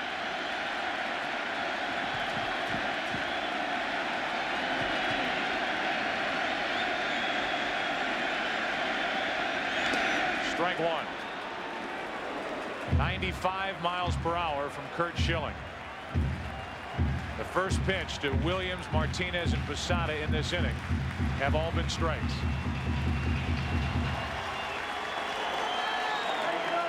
Laura Posada. Little Jorge watching big Jorge with 2 on, nobody out. Good swing on that pitch. I count 0-2. We have not seen too many pitches in the middle of the strike zone tonight. That was one of them. It is rare from Schilling or from Hernandez or from Stanton. But that pitch certainly hittable. Now Schilling calls Damian Miller out to talk. Runners on at first and second, nobody out. The Diamondbacks leading this World Series 2-1. In the 7th inning of a 1-1 game, and we have seen tremendous pitching from Curt Schilling, Orlando Hernandez, and Mike Stanton, who came on to finish the top of the 7th. Last night, Bernie Williams made a great play on a splitter in the dirt. He's alive for that right now. That one stays out of the dirt and out of the strike zone. 1-2.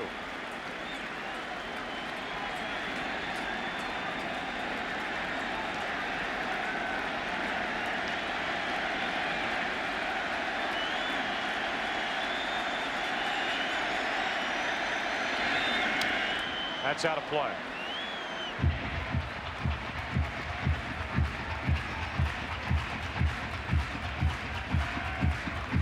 To show you the situation in the Arizona bullpen, they have Schilling on the mound and their closer getting loose in the 7th.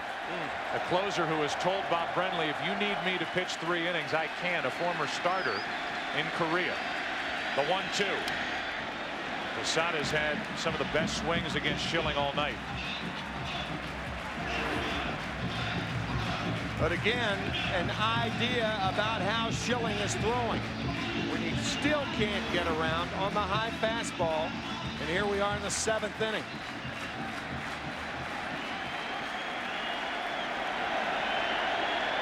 Williams, Martinez on for New York. Posada trying to bring him home. Double play ball. Counsell to Womack. On to first. Runner at third. 2 out. 4-6-3 on the double play.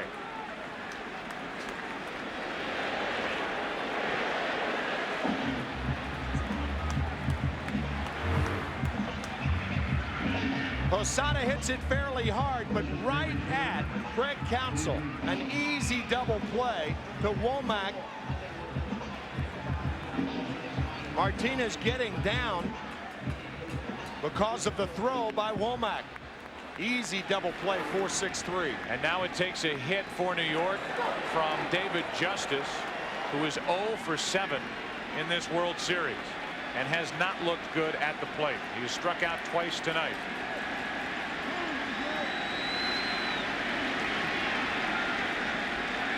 Runner at third, 2 out. Tie game, bottom of the 7th. Way late with a swing and a foul ball.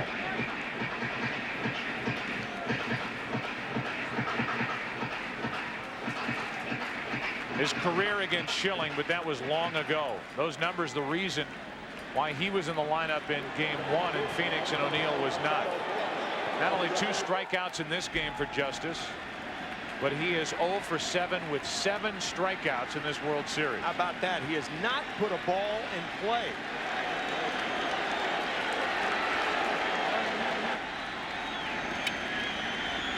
Runner at third with 2 out. On the outside corner, 0-2. 98 miles per hour in the 7th inning of this game. A game started by Schilling on 3 days rest. You talk about reaching back. Wow.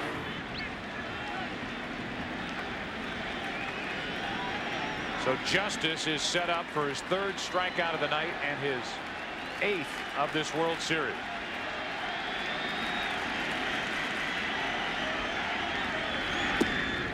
Wouldn't go after the splitter. 1-2.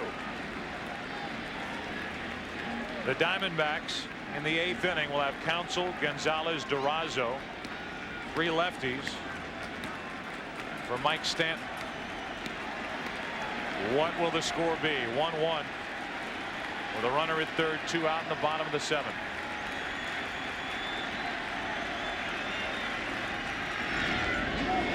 Again, Miller good enough to keep it at the plate. What a save by Damian Miller. After that miserable night last night, for the time being, keeps it tied.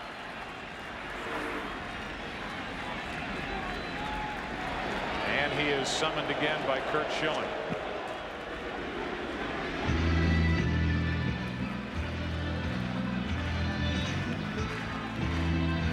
Runner in scoring position here. Runner in third, 2 out for New York.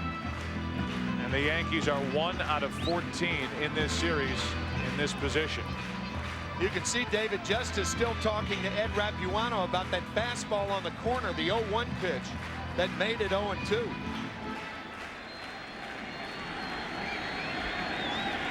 It's 2 balls, 2 strikes on Justice.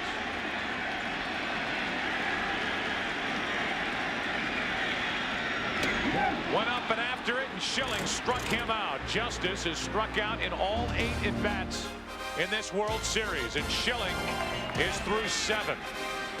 3 days rest, 4 days rest, doesn't matter. Schilling great tonight, just like he was in game 1. 8th inning, tied 1-1.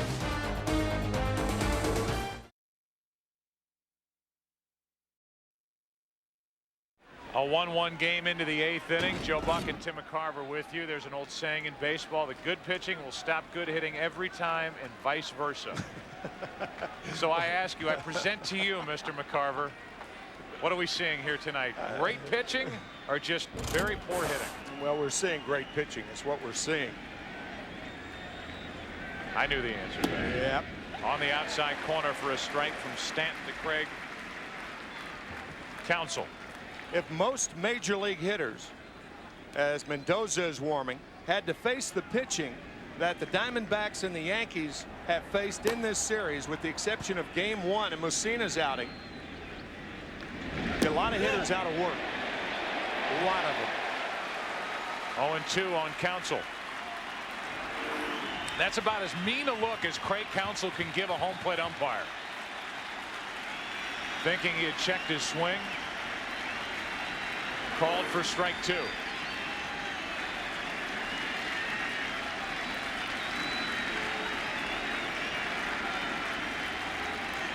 Counsell has dropped down 3 perfect bunts so far tonight. Stanton goes even farther away. It's 1-2. Sometimes on a check swing, there have been hitters that have broken bones in their hands. The torque is so great that when you check a swing, it takes its toll on the arms, the wrist, the elbow, or the hands. And it looked like on that first check swing, Counsell rubbing the bicep of his right arm, perhaps straining something.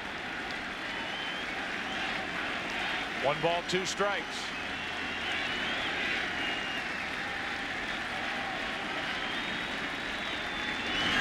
Off the end of the bat. It's what we were talking about, the count 0-1, the curveball from Stanton. And the check swing, he went too far. There's a lot of torque that goes into a swing like that. Counsell rubbing that right arm in the hole here. That World Series patch on his sleeve might be itchy.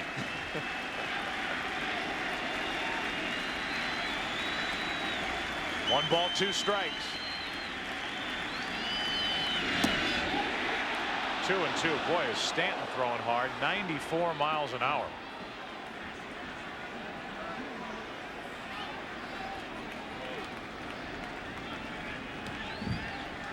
The temperature has finally dropped down in this postseason to where it's invigorating to some of these pitchers. And Bob Brenly talked about that with Kevin Kennedy during the pregame show with regard to Schilling getting a start here tonight. The 2-2. Breaking ball misses. Counsell trying to get on to start this 8th inning. That's a bad call right there. 2-2 to Craig Counsell. If you're going to challenge anybody, you challenge him right there.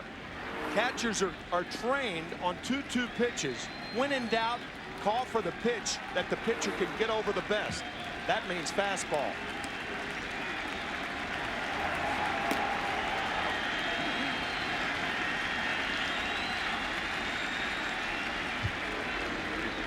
he ends up walking counsel, you could blame it on the 2-2 pitch. It's 3-2 with Gonzalez and Durazo to follow. 1-1 in the 8th. Into center. Williams, 1 out. Our game summary is brought to you by Pepsi. A lot of zeros up there, not many hits, a total of 7. Schilling, Hernandez, very good. Schilling is already through 7 with 9 strikeouts and only 4 base runners allowed. Diamondbacks have had their leadoff hitter reach 4 of the 8 innings. Mark Grace, Shane Spencer, solo home runs. Their first in World Series play. That's accounted for all the scoring. The notebook that Curt Schilling keeps on the opposing hitters. He also has a laptop that he can run video on. Still can't figure out how to do that on mine, but he can call up any confrontation he's had with any hitter at any point if it's on videotape. The laptop is a little cumbersome while you're pitching, however. 1 ball, 1 strike. Notebook's a little handier. That's right. Fastball right on the corner, and we have seen a ton of those tonight.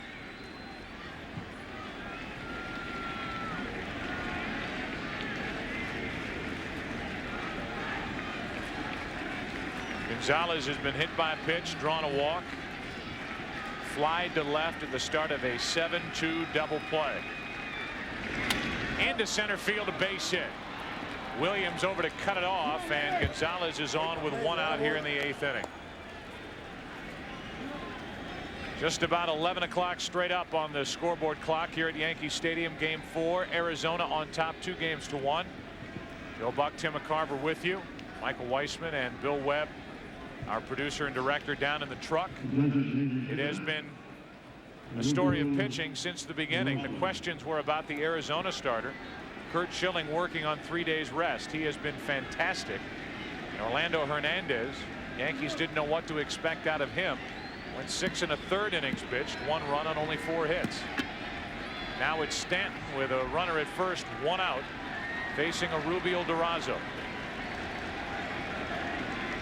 Durazo hitless tonight. It's ball 1. If you're thinking why a lefty against a lefty, just remember Game 5 of the National League Championship Series when it was Durazo who was called upon when Mark Grace pulled a hamstring and he homered off the left-hander Tommy Glavine of the Braves to give the Diamondbacks the National League pennant. Also realize that Mendoza's ready in the Yankee bullpen if they went to a right-handed bat like Colbert. Check on Gonzalez, especially with Matt Williams, the right-handed hitting third baseman, on deck. Joe Torre would make that switch. So Bob Brenly wants Durazo against Stanton. He really likes the way Durazo has been swinging the bat. He is some good-looking young hitter.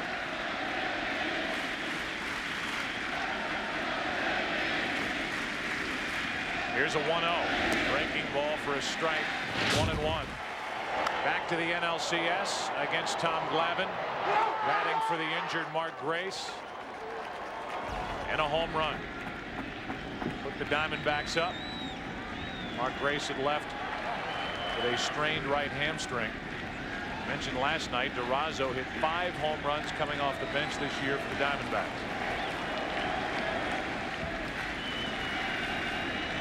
12 home runs overall, and he gets into one to center.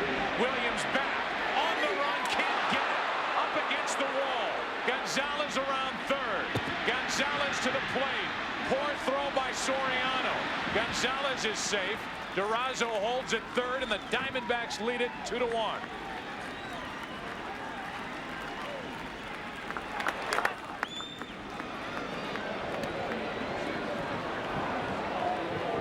Durazo, the 8th Mexican to play in a World Series, and the first since Jorge Orta in 1985.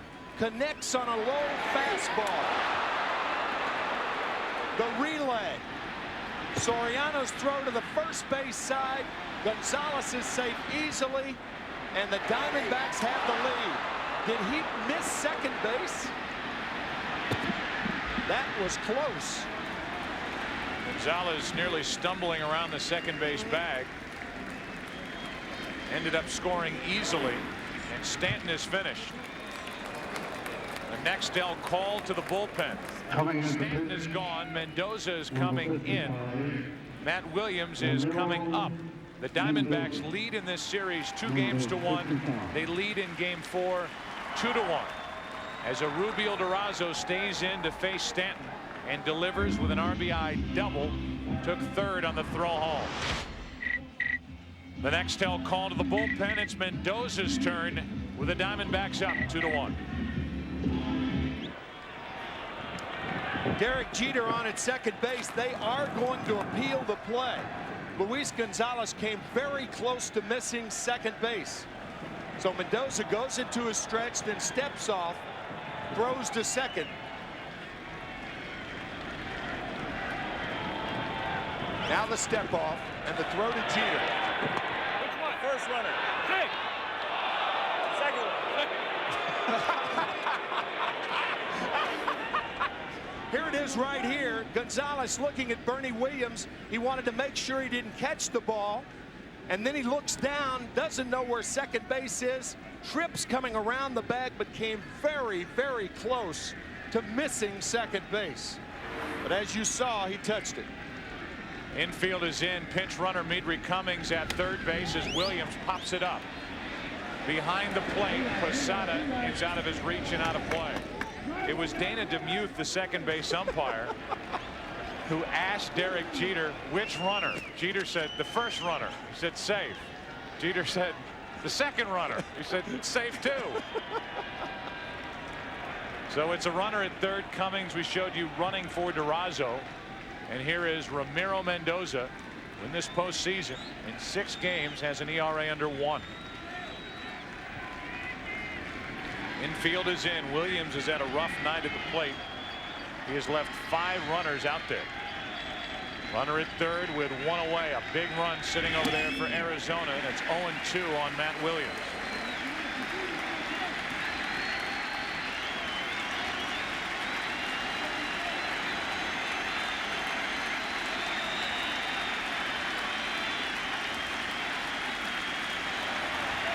Byung-Hyun Kim is getting ready in the bullpen as Williams lays off.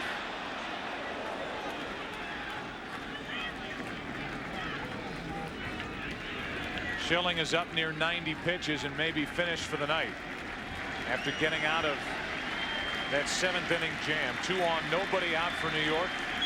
Double play ball and a strikeout. Kim has yet to pitch in this series. And usually an indication of your short reliever in there if he continues to throw. The 1-2 to Williams. To short. Jeter. What a play.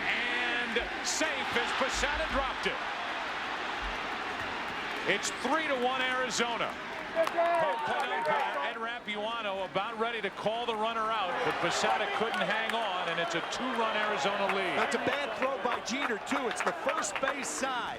However, if Posada holds on, he gets the play. Bob Brenly sending Cummings on contact, but the throw makes Posada reach first base side, but a hard slide by Cummings knocks the ball out of the glove of Jorge Posada. Good, hard, clean slide. Midri Cummings is put together.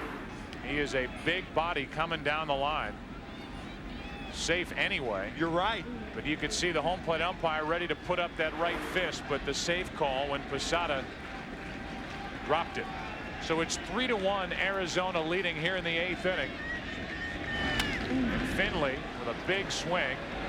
Foul ball to the right side, and it's out of play. 1 ball, 1 strike with Williams, the runner at first, on the fielder's choice for an RBI. Give Bob Brenly credit.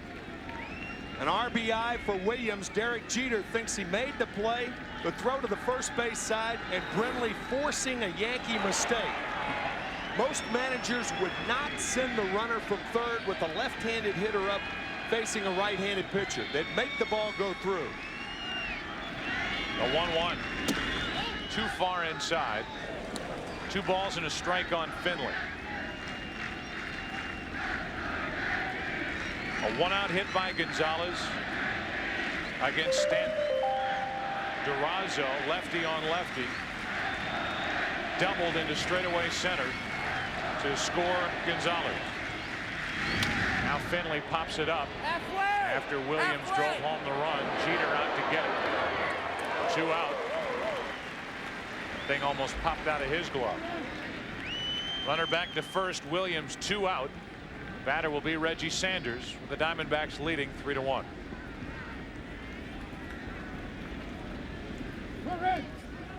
In the bottom of the 8th for New York, it'll be Spencer, Brocious, and Soriano. Here's Reggie Sanders. If Derek Jeter's throw is to the third base side, it allows Posada to give with the slide. Because it was to the first base side, Posada came back and made the tag, and it was right for Cummings to knock the ball out of his mitt. You could see on that virtual manager question, as we looked at the play again at the plate, Cummings got his foot on the plate as Posada had to drift to his right, come back, try and make the tag. Home plate umpire ready to call him out, but the ball popped out. You can see on that virtual manager question that people at home logging on believe that Schilling is going back out there for the bottom of this 8th inning. Byung-Hyun Kim continues to get loose for the Diamondbacks out in their bullpen. Got to think Kim's got to be in there since he's continuing to throw. Sanders hits it to Brocious, fielded a tricky hop in the force out at second base to end the inning. A big inning for Arizona, up 2-1 in this 2001 World Series. Durazo drove home the first, Williams the next, and as we go to the bottom of the 8th at Yankee Stadium, it's 3-1 Arizona. Byung-Hyun Kim makes his first World Series appearance, and Curt Schilling is sitting on the bench and watching here in the 8th inning. 3-1 Arizona. The numbers for Kim in the postseason: only 4 games, an ERA of 0. Kim is asking home plate umpire if he can blow on his hands. Shane Spencer first up. Bob Brenly has made a lot of decisions in this postseason. One of them, in our opinion, worked out extremely well. Curt Schilling starting on 3 days rest here in Game 4. This is a decision that I do not agree with. Well, if you're the Yankees, it's an interesting decision by Bob. If you're the Yankees, you're glad to see Schilling out of the game. However, if you're Bob Brenly, you're thinking about Game 7, and I know your point. Forget Game 7. Don't get mad at me. My gosh. I'm not. Here's the 2-0. 2-1. If you're leading 3-1 in Game 4, and you've got Schilling rolling, he's thrown 88 pitches. He threw 98 miles an hour to David Justice last inning. Yep. Get the game here in Game 4. You've got Randy Johnson waiting for Game 6. There may be no Game 7. Well, again, a lot of times the way you gauge whether to take a pitcher out or not is to consider how your opponent feels about removing that pitcher. 3 balls and a strike on Shane Spencer. Popped up to the right side. It's foul and backing out of play.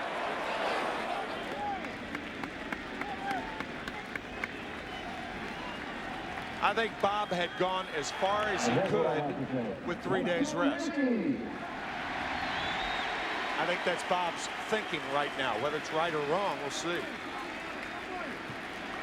88 pitches tonight after 102, which they considered like a day off in Game 1.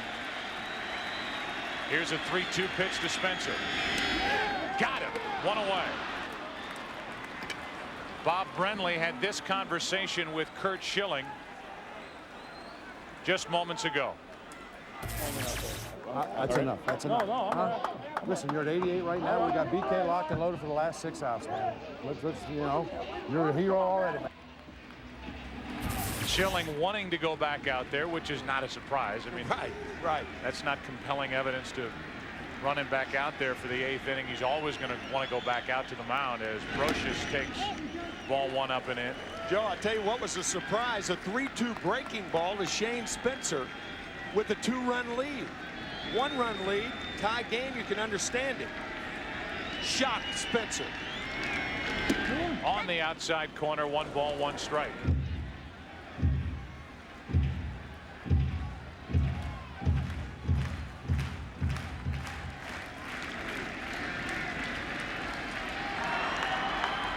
A 1-1. Strike 2 on Brocious. One of the bigger reasons that Bob Brenly would go to Kim during the off time after the NLCS, Bob Brenly actually went down into the bullpen with a bat in his hands and tried to get a look at these deliveries from Byung-Hyun Kim. And he said the first 25 feet or so, you cannot pick the ball up at all coming out of Kim's right hand with his submarine style approach. I think what went into Brenly's thinking also was that Kim is such a different pitcher than Curt Schilling. Schilling over the top, Kim down below. Brocious did not go 2-2. And the point about Brenly looking at Kim, he said, I'd never tried to stand in there against him. I don't know how anybody hits him. First Korean-born player to appear in the World Series. Congratulations to Byung-Hyun Kim. We're in the 8th inning of a 3-1 game. Now the count's full on Brocious as it was on Spencer. Here's that sidearm underhand delivery of Kim's. He threw a 3-2 slider to Spencer. We'll see what Brocious gets.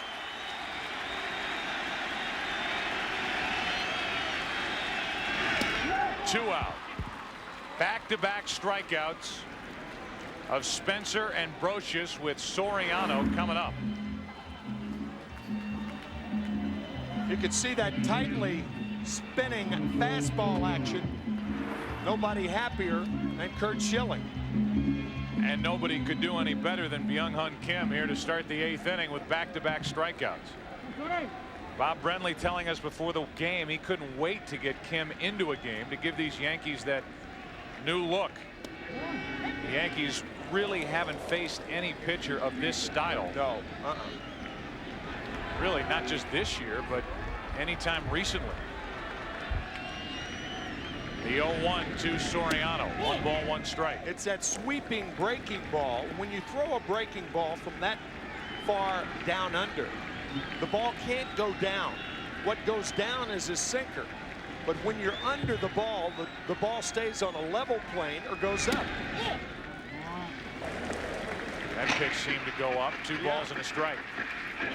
They actually call the pitch an upshoot, which is a throwback term for these deliveries from Kim that seem to rise when they get to the plate.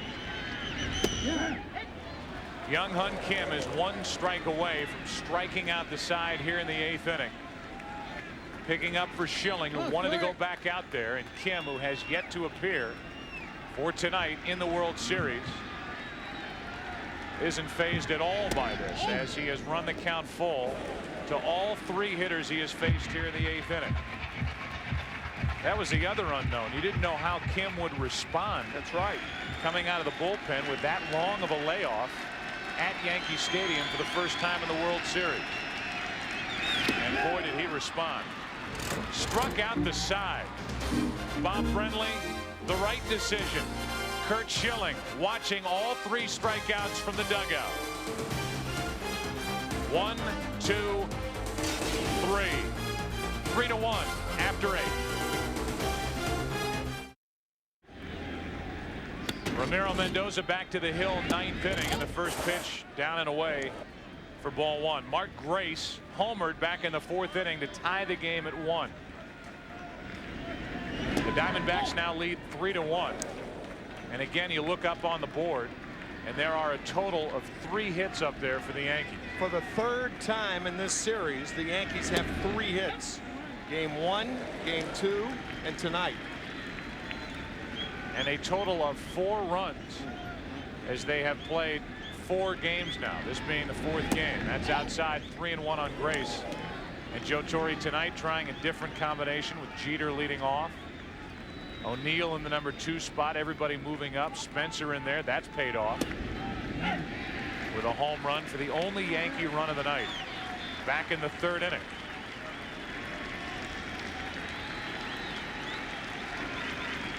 Here's a 3-2 pitch.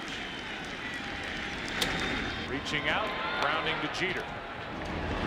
Grace is out on the tag. Mark Grace back in the 4th inning, found the upper deck. 3-1 pitch from Hernandez. And the first base coach, Eddie Rodriguez, saved the ball for Mark Grace. That'll, I'm sure, be a prized possession. A guy who treasures baseball history, getting it here in Yankee Stadium. Absolutely. Here is Damian Miller. 1 out, nobody on. That's off the foot, the lower part of the leg. 1 ball, 1 strike. Catchers take enough of a beating defensively. Perhaps his last at bat of the ball game off the left foot. So a 1-1 count. Breaking ball, strike 2.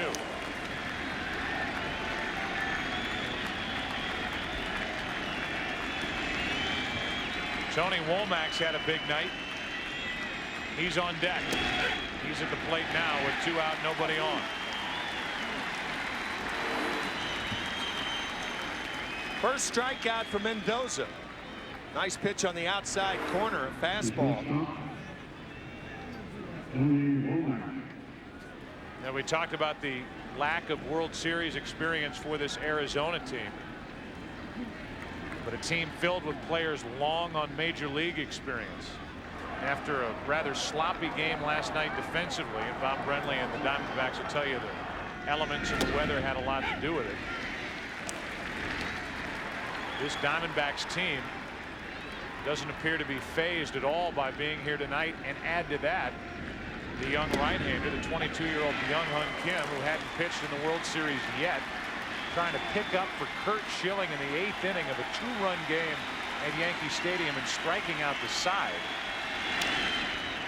is phenomenal pitching. That's the thing. His first major league appearance is at Yankee Stadium. He got through the 8th. He'll go back for the 9th and deal with the top of the Yankee lineup. 3-1 Arizona.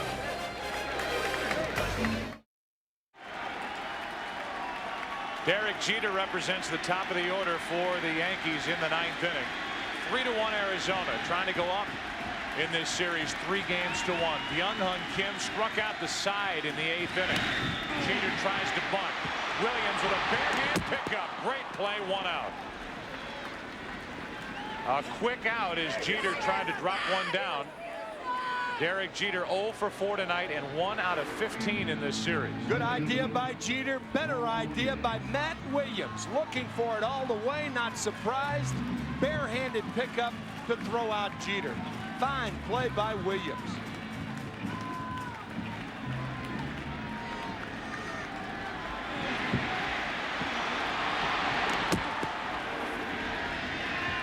So 1 out to start the 9th inning. Paul O'Neill takes ball 1.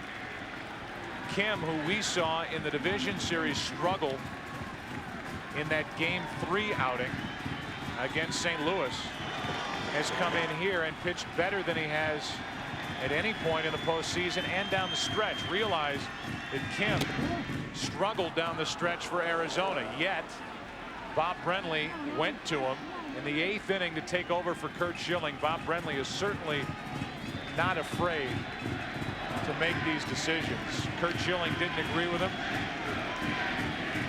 Byung-Hyun Kim rewarded Bob Brenly with a 1-2-3 8th inning. Now they count 2 balls and a strike on Paul O'Neill. 11:31 here in New York. 1:31 p.m. Thursday afternoon in Korea. Anyang Hashimnika to the Korean fans watching. As a 2-1 pitch. Wow. Just missed. 3-1. That means hello to a fan base that used to follow every move of Chan-Ho Park, and now because he's in the World Series, Byung-Hyun Kim has taken over. With a huge fan base back in his homeland. 1 out, nobody on. 3 balls and a strike on O'Neill. Kim with his 4th full count, facing his 5th batter.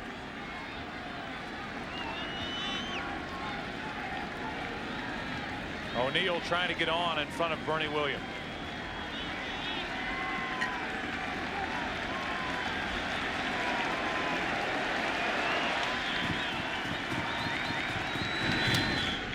Able to get a piece.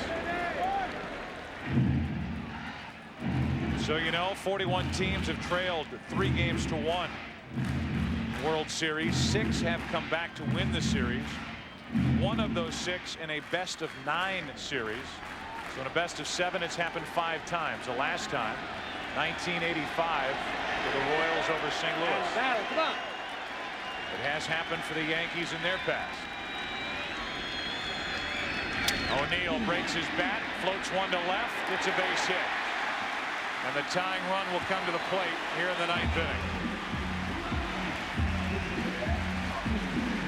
That's all the Yankees needed to get 1 runner on and get the tying run up there.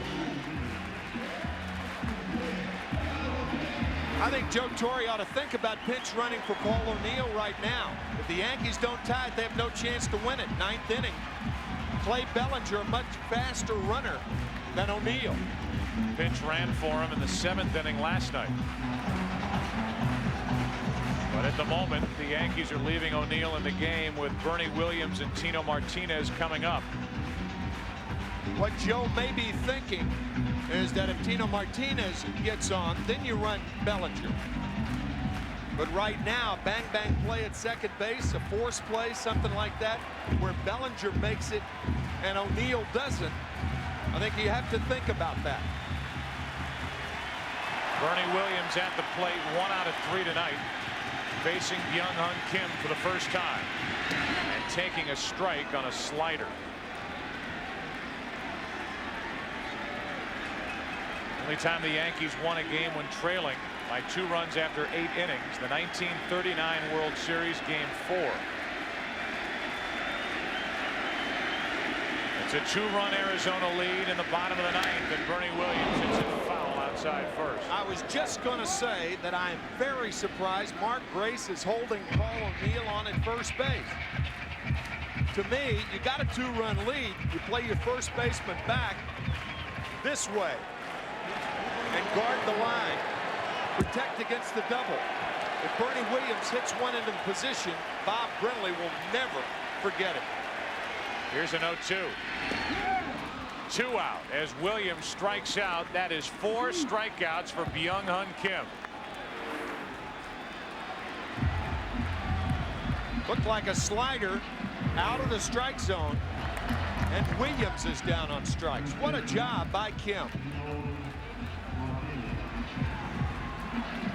So now it's the tying run at the plate in the person of Tino Martinez, and the Diamondbacks are 1 out away from taking a 3-games-to-1 lead in this 2001 World Series. In Game 5 tomorrow night, Messina and Batista. 1 on, 2 out. Martinez hits one to deep right center field. At the wall. Tie game.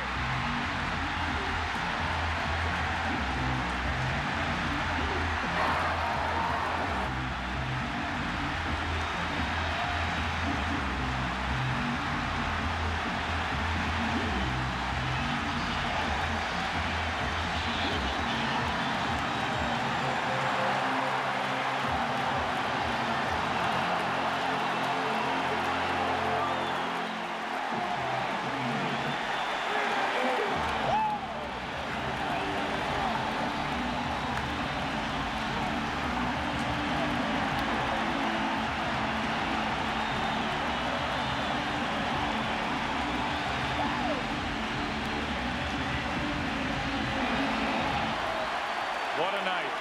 Mercy. A 2-out, 2-run game-tying home run in the 9th inning. Now Jorge Posada.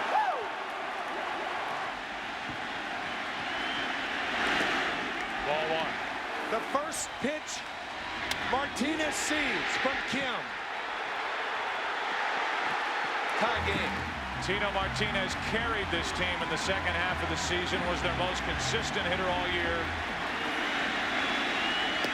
What a time he picked for his first hit of this World Series. Tino Martinez also the only Yankee to hit .275 since September 1st. Jubilation reigns here at Yankee Stadium.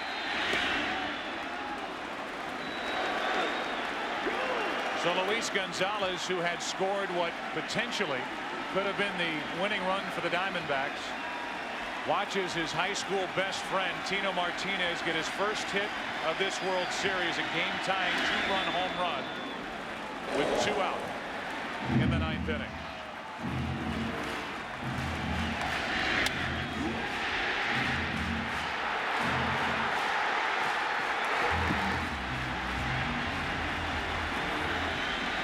Here's a 2-2 to Posada. 3 balls, 2 strikes. A 1-out hit by O'Neill. And a 2-out home run by Tino Martinez. 2 guys who could very well leave this Yankee team at the end of the season. Rivera in the bullpen for New York. A 2-out walk now to Jorge Posada.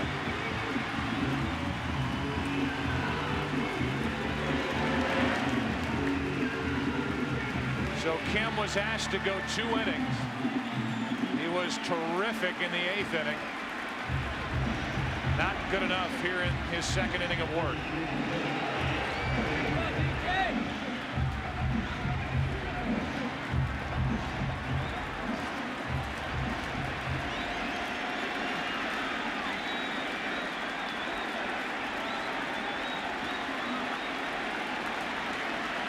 Now with Jorge Posada at first, Mark Grace asked the dugout whether he should hold against the runner, and they will.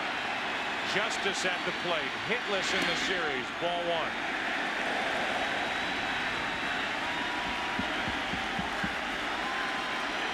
And Kim will get a visit from Bob Welch, his pitching coach. Kim surrendered 10 home runs during the regular season. He just gave up the game-tying home run as Welch will come out and talk with Justice at the plate, who is 0 for 8 with 8 strikeouts in this World Series. From what we understand, Kim does not speak English. So one has to wonder how Bob Welch communicates with Kim.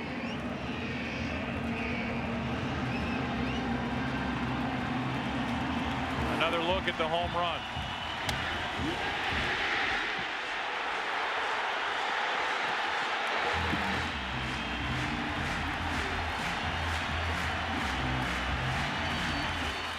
Now the 1-0 pitch to Justice. Good pitch on the inside corner for strike 1. David Justice has been to bat 8 times in the World Series. He has struck out 8 times. One swing of the bat. Yankee fans forget about the first 8. To the right side. Counsell slips, and the inning continues.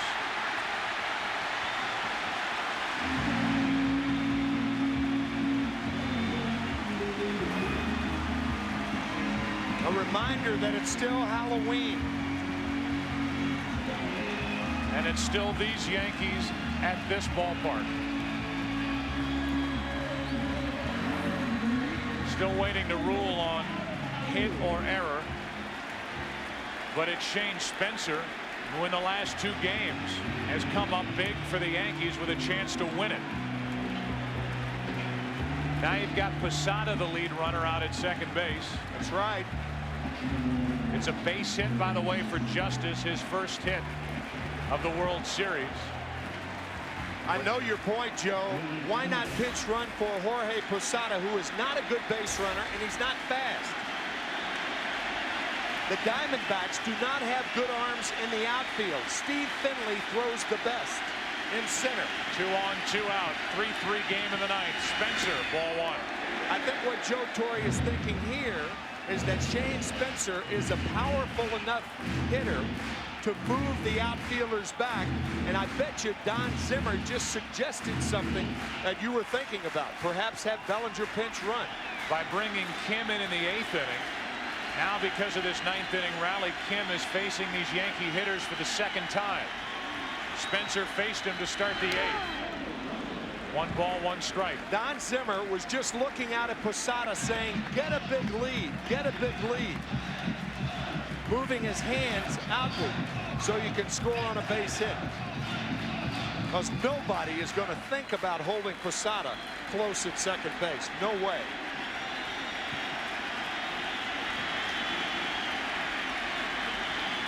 The 1-1. Inside to Spencer again. Spencer is facing Kim for the 2nd time. He struck out against Spencer, rather against Kim, to start the 8th.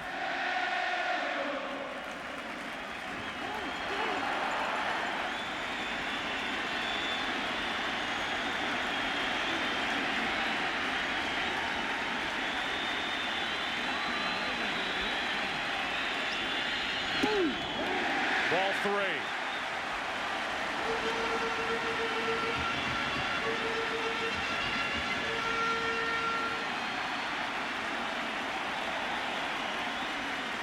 Nobody up for the Diamondbacks in their bullpen, in case you're wondering, and Rivera is still loosening for the Yankees in theirs. Winning run at second for New York. 2 on, 2 out. 3-3 in the bottom of the 9th.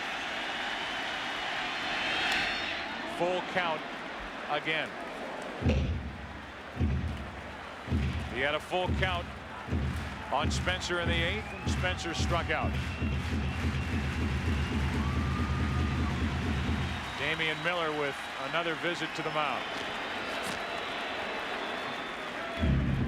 Now 3-2, 2 outs. The runners will be off.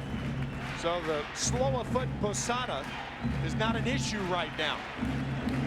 See, only 2 teams have come back from being down by 2 or more runs in the bottom of the 9th to win a World Series game. The Yankees trying to do that tonight. 1911 Giants, 1929 Philadelphia A's. 2 on, 2 out, 3 balls, 2 strikes. Runners go. Struck him out, and we go to the 10th. 5 strikeouts for Byung-Hyun Kim. 3 hits in the inning. The biggest one, a 2-out game-tying 2-run home run from Tino Martinez. Let's play on in Game 4.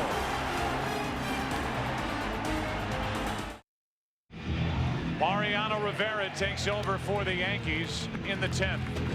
It'll be Counsell, Gonzalez, and then Cummings spot in the order. He pinch ran for Durazo back in that 2-run 8th. Here are the numbers for Mr. Automatic, who has 5 saves in this postseason, 24 in his postseason career.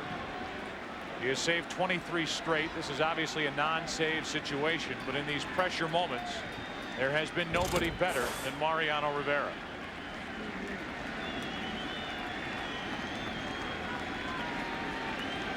Rivera worked 2 innings in last night's game, threw 29 pitches,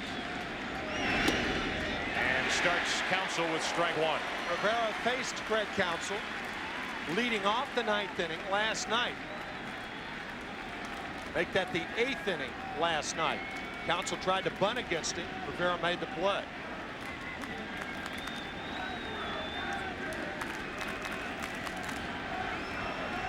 A 3-3 score. We're in the 10th. The 0-1 pitch to Craig Counsell. 92 miles per hour. It's 0-2. Joe, one of the exquisitely interesting things about this game is that in 12 minutes, Joe Torre's contract is up with the New York Yankees. Because the postseason was pushed back a week. Right. His contract is finished at midnight.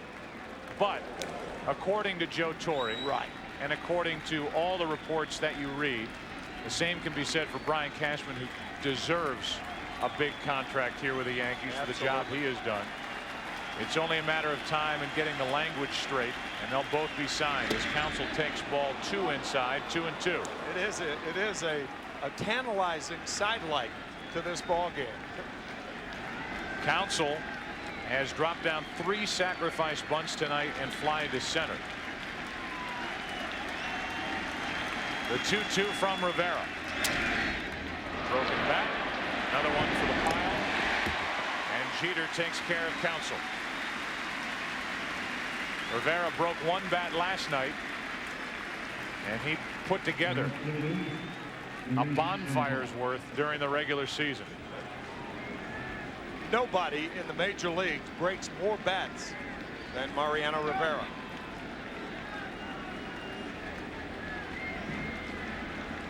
Now it's Luis Gonzalez. Last night struck out against Rivera for the final out of the top of the 8th. Danny Batista in the on-deck circle. He'll bat for Cummings. 1 out, nobody on. Gonzalez tries to step into one and comes up empty. Strike 1.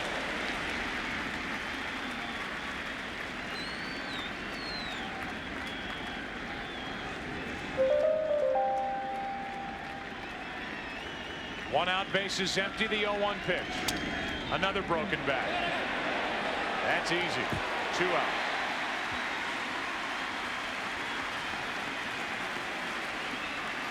Johnny Sain was a great pitcher of Spahn and Sain and Pray for Rain, Boston Brave days. He has said and still says that pitching is the art of fooling the hitter, not for Mariano Rivera. There is no fooling any hitter that faces Rivera. They all know what's coming. They know the speed of it. They know the movement of it. And how he continues to do it is unbelievable. The dart at the end. How can a 170-pounder throw a ball that hard? That's what hitters have said.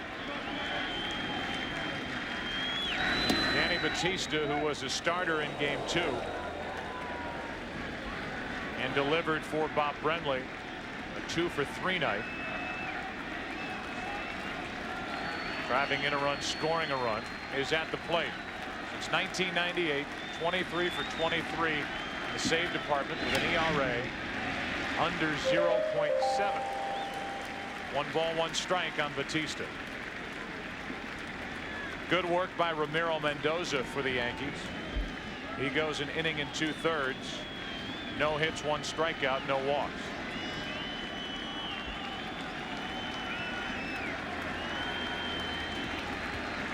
Two out, nobody on, 1-1. On the inside corner, strike 2. The Yankees in the bottom of this 10th will have Brocious, Soriano, and Jeter.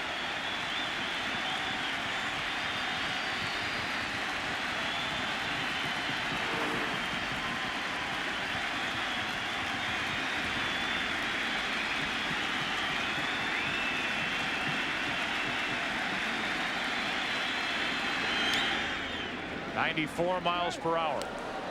If this game drags on, and realize that the Yankees have not hit much, really hardly anything in this series to this point. They got the 2-out, 2-run home run from Tino Martinez to tie it. Joe Torre goes to Rivera.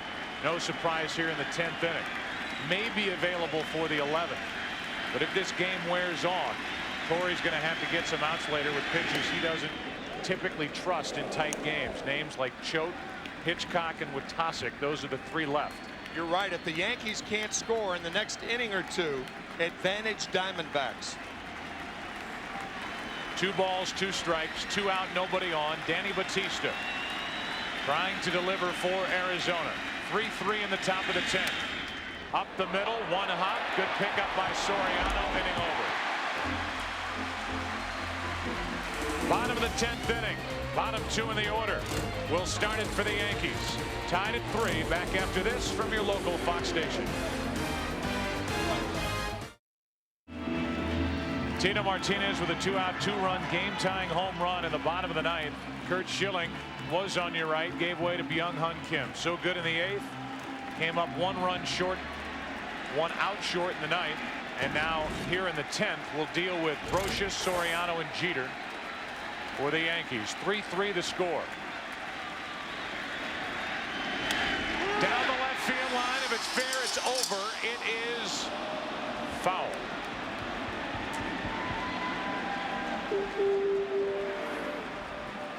Down and in. Pulled the foul.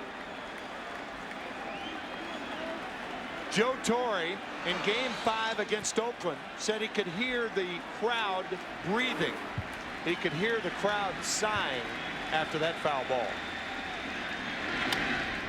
Brocious pops it up into right after giving some Carlton Fisk body language. Leaving the home plate area. He flies to Sanders for the first out in the bottom of the 10th. And Alfonso Soriano, who was already hit a game-ending home run this postseason, doing so in Game 4 of the American League Championship Series. And doing so, he became the first rookie ever to accomplish that. This Game 4 could come down to a battle of a couple of very thin bullpens outside of a handful of pitchers as Soriano comes up empty. We talked about the 3 left for the Yankees with Tosic, Hitchcock, and Choate. And after Kim, who is working now his 3rd inning and facing these hitters for the 2nd time, then you get into names like Morgan, Witt, who hasn't appeared in this World Series, Swindell, Rohan. No balls, 2 strikes from Byung-Hyun Kim on Soriano.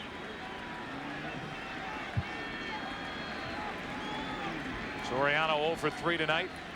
Struck out his last time up against this right-hander.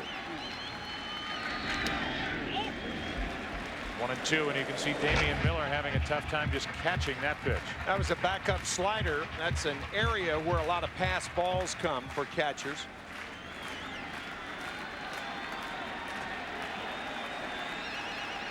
Here's the 1-2. 2-2. Upshoot.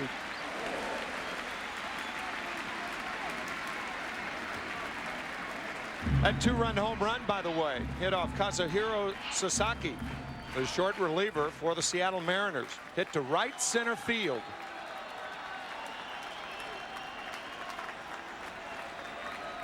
One out, bases empty. Soriano up with Jeter on deck. Into left field. Back is Gonzalez. Short of the track. He pulls it in. 2 out. And with that, 2 out, nobody on in the bottom of the 10th. Jeter will bat. And these chimes mean it is November.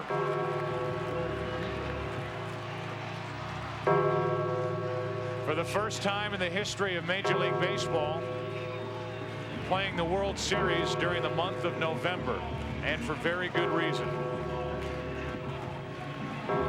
Everything pushed back 1 week after September the 11th, pushing the postseason back, and now officially into November as Derek Jeter bats with 2 out and nobody on. In on the hands as the Diamondbacks have been doing to Jeter all series long. Strike 1. The right-handed hitters against Byung-Hyun Kim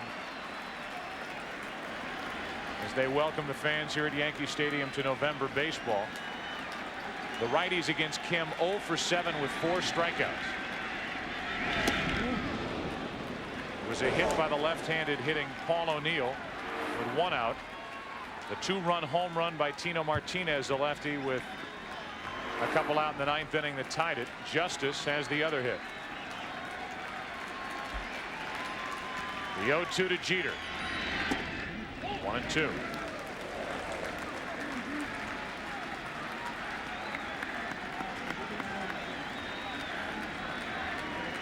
Nobody warming for the Yankees. That means Rivera will be back out there, obviously, if the game remains tied.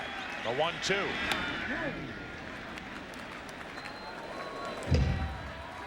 Jeter 1 out of 15 in this World Series.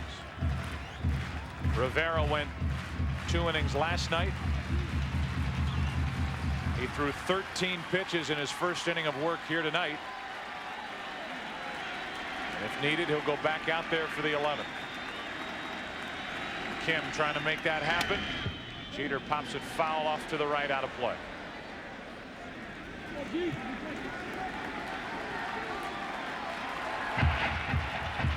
Think back to '96 with the Yankees leaving here down 2-0 to Atlanta. They turned to a veteran, David Cohn, to help them win Game 3. They trailed in the late innings in Game 4 and got the game tying home run from Jim Leyritz, a 3-run shot. Here tonight in Game 4 of the 2001 World Series, a game tying home run by Tino Martinez in the bottom of the 9th. Another 1-2 pitch to Jeter. 2-2. With Jeter's ability to hit the ball to right field with 2 strikes, Mark Grace is about halfway at first base. But Jeter can pepper that line, particularly with 2 strikes. He goes to right field with 2 strikes on it.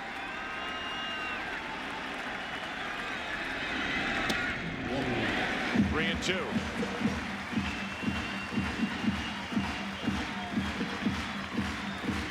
Paul O'Neill on deck. He showed you Swindell getting loose in the Arizona bullpen.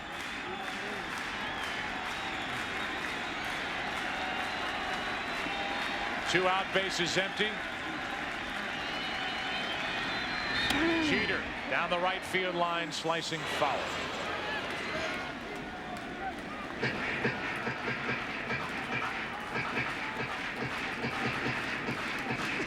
Somebody has to be.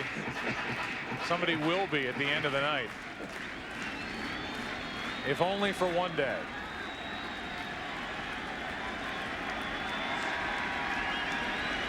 Three balls, 2 strikes, 2 out, nobody on, and Byung-Hyun Kim trying to send this game to the 11th. Credit Kim with settling down enough after that deflating home run to get out of the 9th. He's taking care of the first 2 here in the 10th. Jeter hits it into right. Back at the wall. Game over. Yankees win and the series is tied.